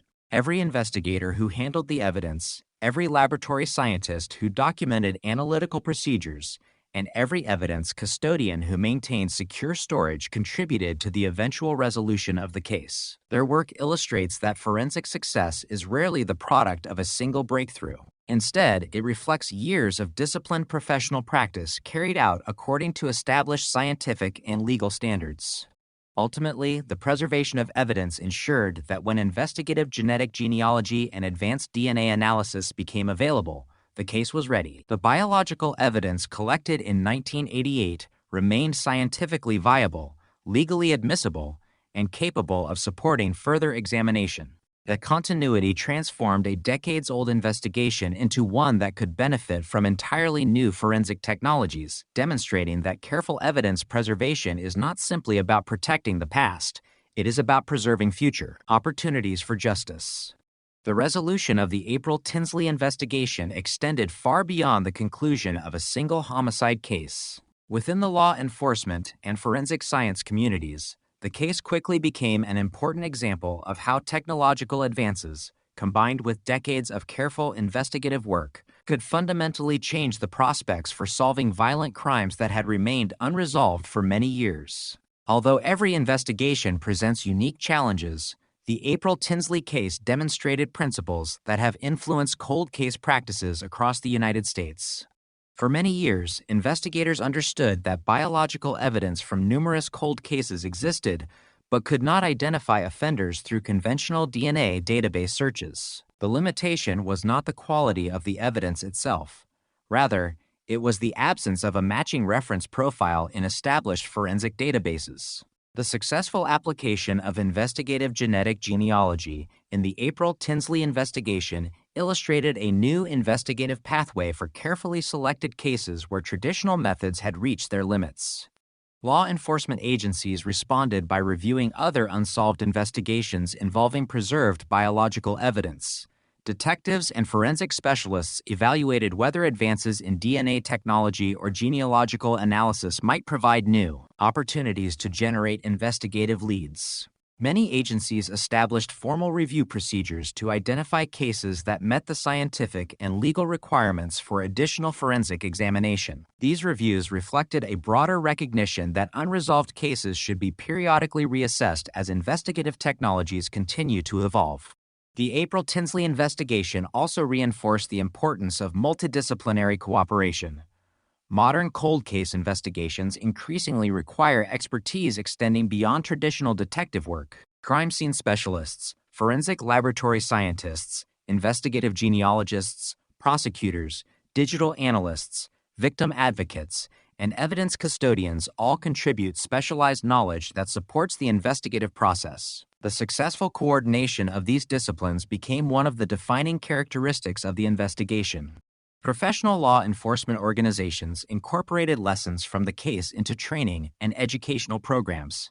Detectives studying cold case methodology examined how investigators balance conventional police work with emerging scientific techniques. Training emphasized that investigative genetic genealogy did not replace witness interviews, documentary research, surveillance, or forensic laboratory analysis. Instead, genealogy functioned as an investigative-led generation tool that required confirmation through independently admissible evidence before any criminal charges could be pursued. Evidence preservation became another central lesson. The biological evidence collected in 1988 remained scientifically valuable because investigators had followed accepted procedures for collection, storage, and documentation. This outcome encouraged agencies to review evidence retention policies governing unsolved violent crimes. Many departments reaffirmed the importance of preserving biological evidence indefinitely whenever legally and practically feasible, recognizing that future scientific developments may produce analytical capabilities unavailable at the time evidence is originally collected. The case further demonstrated the importance of maintaining comprehensive investigative records. Over more than 30 years, multiple generations of detectives assumed responsibility for the investigation. Detailed reports, interview summaries, laboratory findings, photographs, evidence inventories, and chain of custody documentation allowed each new investigative team to understand prior work without repeating completed investigative steps unnecessarily. Thorough documentation ensured continuity despite inevitable changes in personnel over time. Another significant contribution involved public understanding of cold case investigations. The April Tinsley case illustrated that unresolved investigations are not necessarily inactive investigations. Detectives frequently continue reviewing evidence, monitoring scientific developments, and evaluating new information even when no public announcements occur for extended periods. The eventual resolution of the case demonstrated that the absence of visible investigative activity does not necessarily indicate that a case has been abandoned. The investigation also contributed to broader discussions regarding resource allocation within law enforcement agencies. Maintaining cold case units, preserving evidence, conducting periodic forensic reviews, and pursuing advanced laboratory analysis require substantial institutional commitment. Cases such as April Tinsley's provided practical examples supporting continued investment in long-term investigative capabilities. Many agencies recognized that successful cold case investigations often depend upon sustained organizational support extending across decades. Within forensic science, the case encouraged continued refinement of laboratory techniques capable of analyzing smaller, older, or more degraded biological samples. Scientists continued improving methods for DNA extraction, amplification, sequencing, and quality assurance. Although these technological advances occur independently of individual investigations, successful applications in major cases help demonstrate their practical value and encourage broader implementation where scientifically appropriate. The legal community likewise examined the investigation as part of ongoing discussions concerning emerging forensic technologies. Prosecutors and defense attorneys considered how investigative genetic genealogy should be integrated into existing evidentiary frameworks. Cortez, policymakers, and professional organizations continued evaluating best practices governing the use of genealogical information while maintaining established legal protections and procedural safeguards. These discussions contributed to the development of policies emphasizing transparency, scientific reliability, and appropriate judicial oversight. Victim advocacy organizations also cited the April Tinsley investigation when discussing the importance of sustained communication with families affected by unresolved violent crimes. Long-term investigations often span decades, during which families experience repeated anniversaries, periodic investigative developments, and evolving public attention. Maintaining professional communication while respecting investigative confidentiality remains an important component of effective cold case management.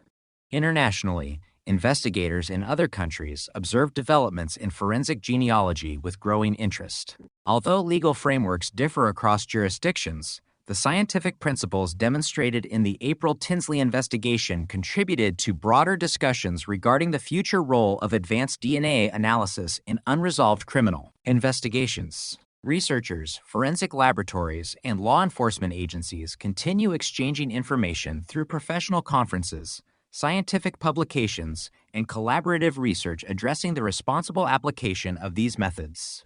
Despite the attention received by investigative genetic genealogy, experienced investigators consistently emphasize that no single technology solves cases independently. The April Tinsley investigation succeeded because multiple components functioned together: careful crime scene processing, evidence preservation, detailed investigative documentation, periodic case review, advances in forensic science, genealogical research, traditional detective work, laboratory confirmation, prosecutorial preparation, and judicial proceedings. Removing any one of these elements could have significantly affected the investigation's outcome.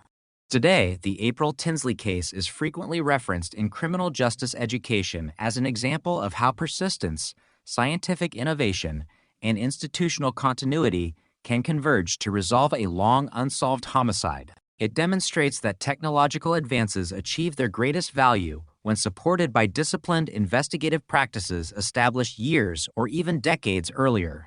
Rather than representing a dramatic departure from traditional policing, the investigation illustrates how emerging forensic methods complement long-standing investigative principles.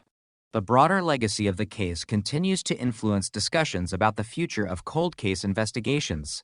As forensic science advances further, investigators recognize that evidence preserved today may yield new information using technologies that do not yet exist.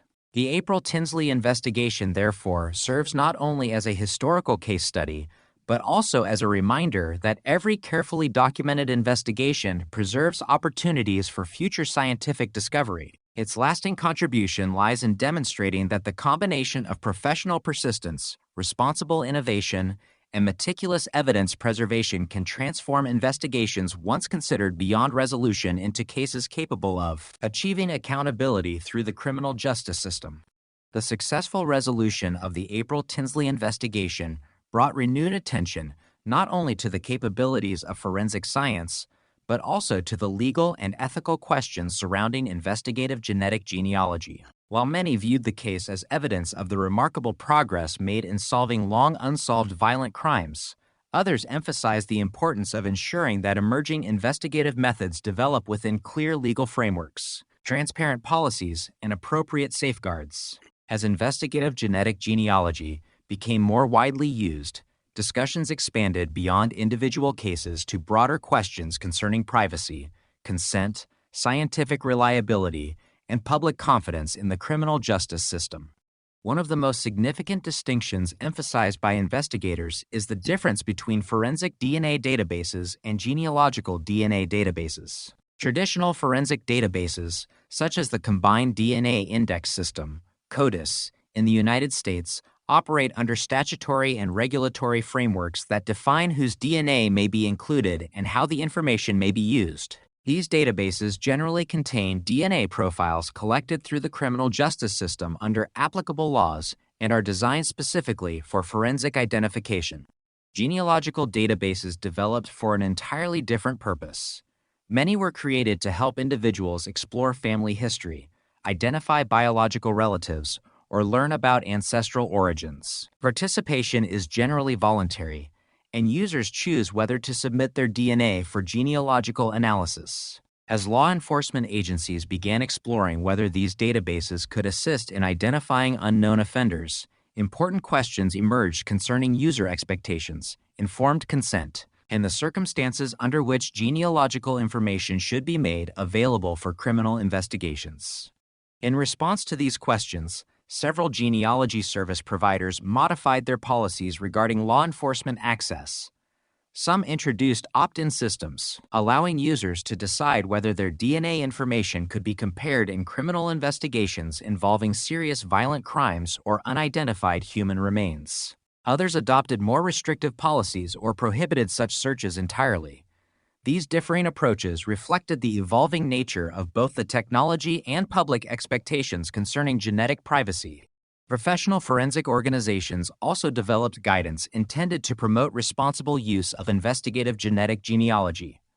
While specific policies vary among jurisdictions, common principles have emerged. These include limiting the technique to investigations involving serious violent crimes or unidentified human remains, requiring that conventional investigative methods have been exhausted or proved unsuccessful, maintaining appropriate supervisory review, documenting investigative decisions carefully, and obtaining independent forensic confirmation before seeking criminal charges.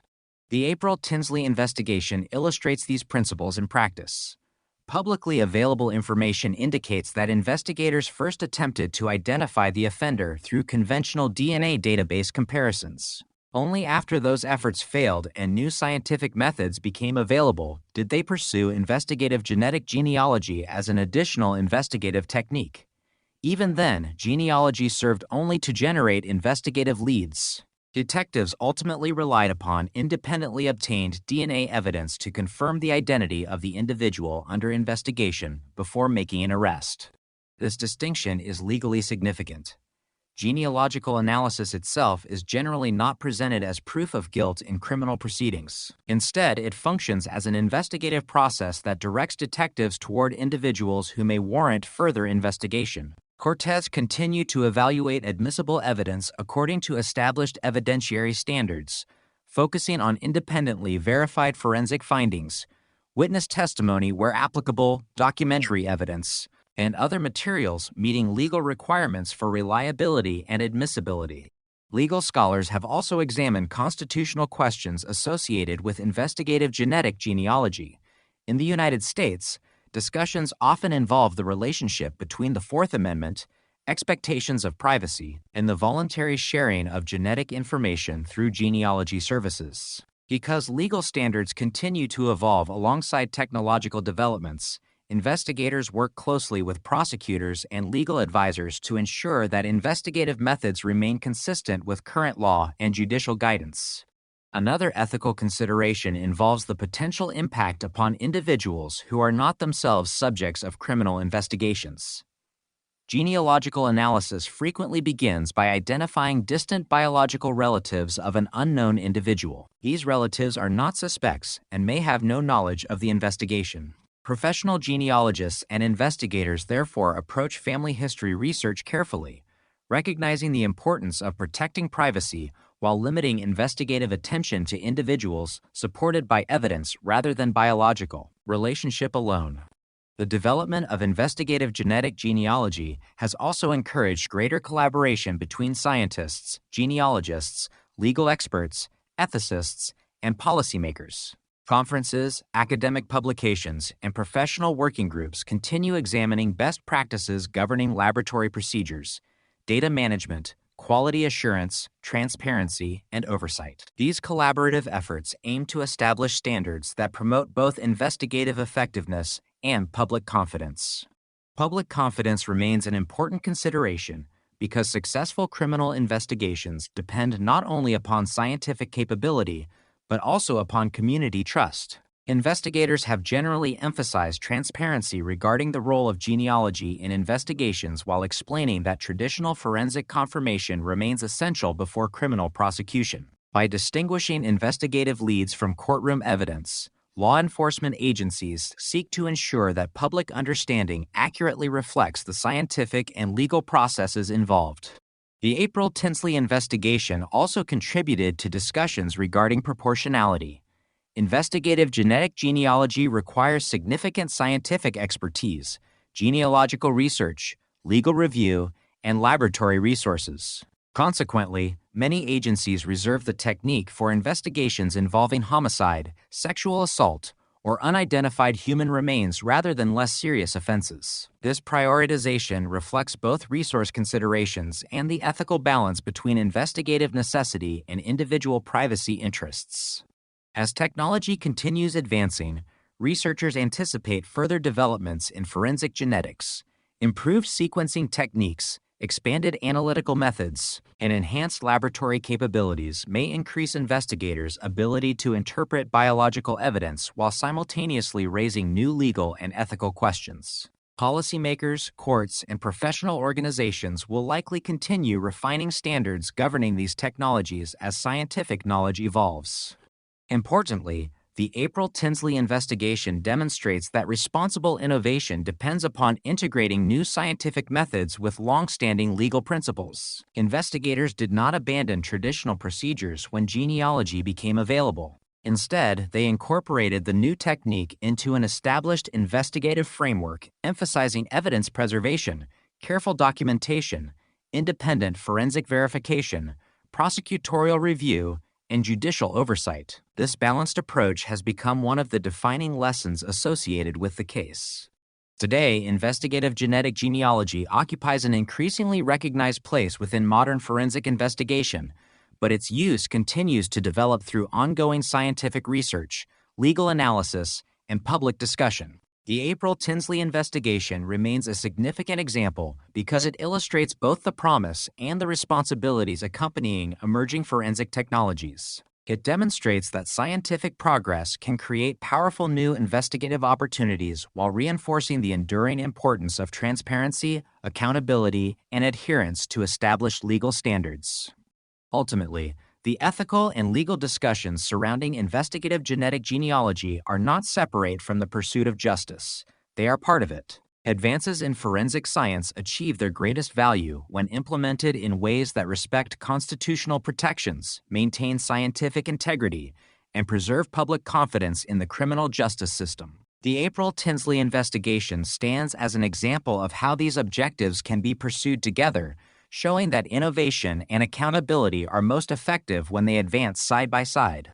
More than 3 decades separated the day April Tinsley disappeared from the day the criminal justice system finally reached its conclusion. During those years, the investigation passed through different generations of detectives, advances in forensic science transformed investigative capabilities, and public understanding of DNA evidence evolved dramatically. When viewed in its entirety, the case is not simply the story of a single homicide investigation. It is also the story of how careful police work, scientific progress, and institutional persistence combined to resolve a crime that once appeared beyond the reach of contemporary investigative methods.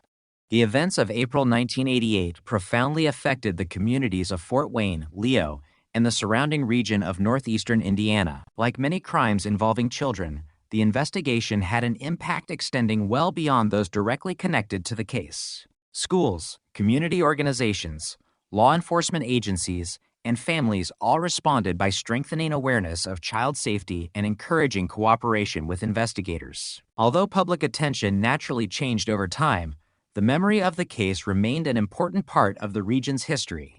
Within law enforcement, the investigation became a long-term commitment rather than a short-term response. Detectives who inherited responsibility for the case did not begin with a blank file. They relied upon the extensive documentation prepared by earlier investigators, including crime scene reports, interview records, forensic laboratory findings, evidence inventories, maps, photographs, and investigative notes. This continuity allowed each successive investigative team to build upon previous work while incorporating new scientific methods as they became available.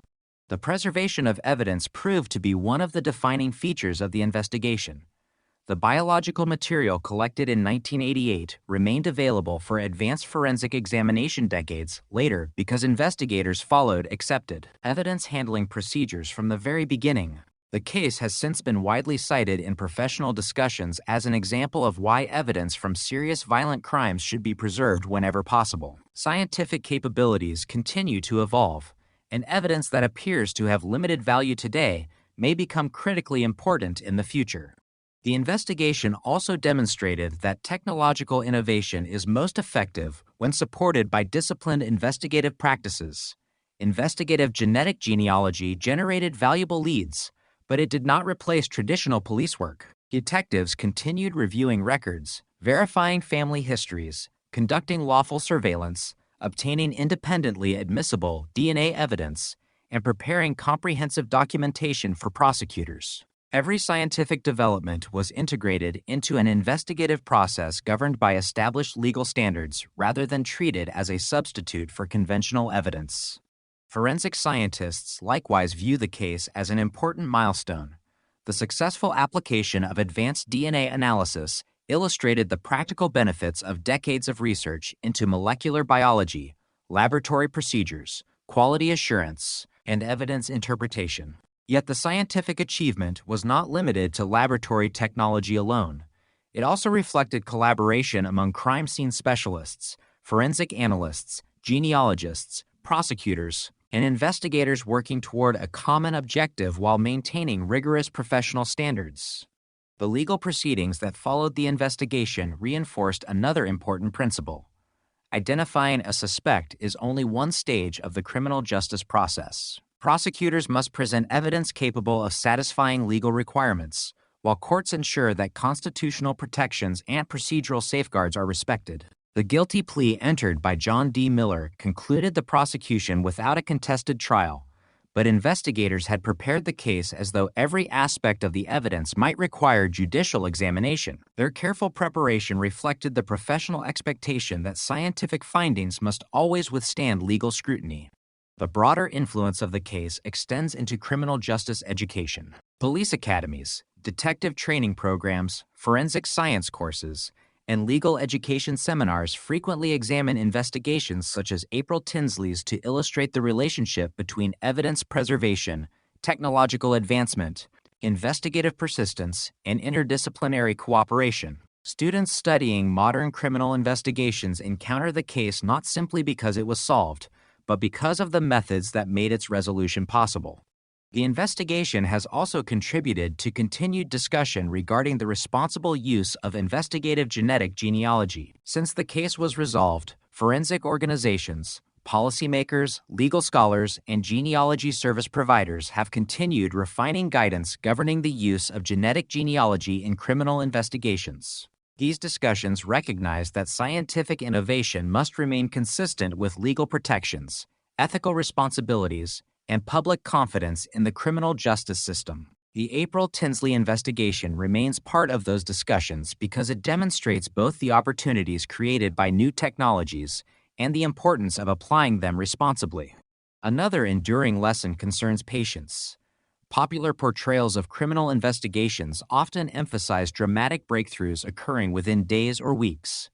The April Tinsley investigation presents a different reality. Progress occurred gradually over many years through careful documentation, repeated forensic reviews, continued evidence preservation, and sustained institutional commitment. Each generation of investigators contributed incremental progress without knowing whether the case would ultimately be solved. Their work illustrates that persistence itself can become one of the most valuable investigative resources. The case further reminds investigators that the passage of time does not necessarily diminish the possibility of resolution.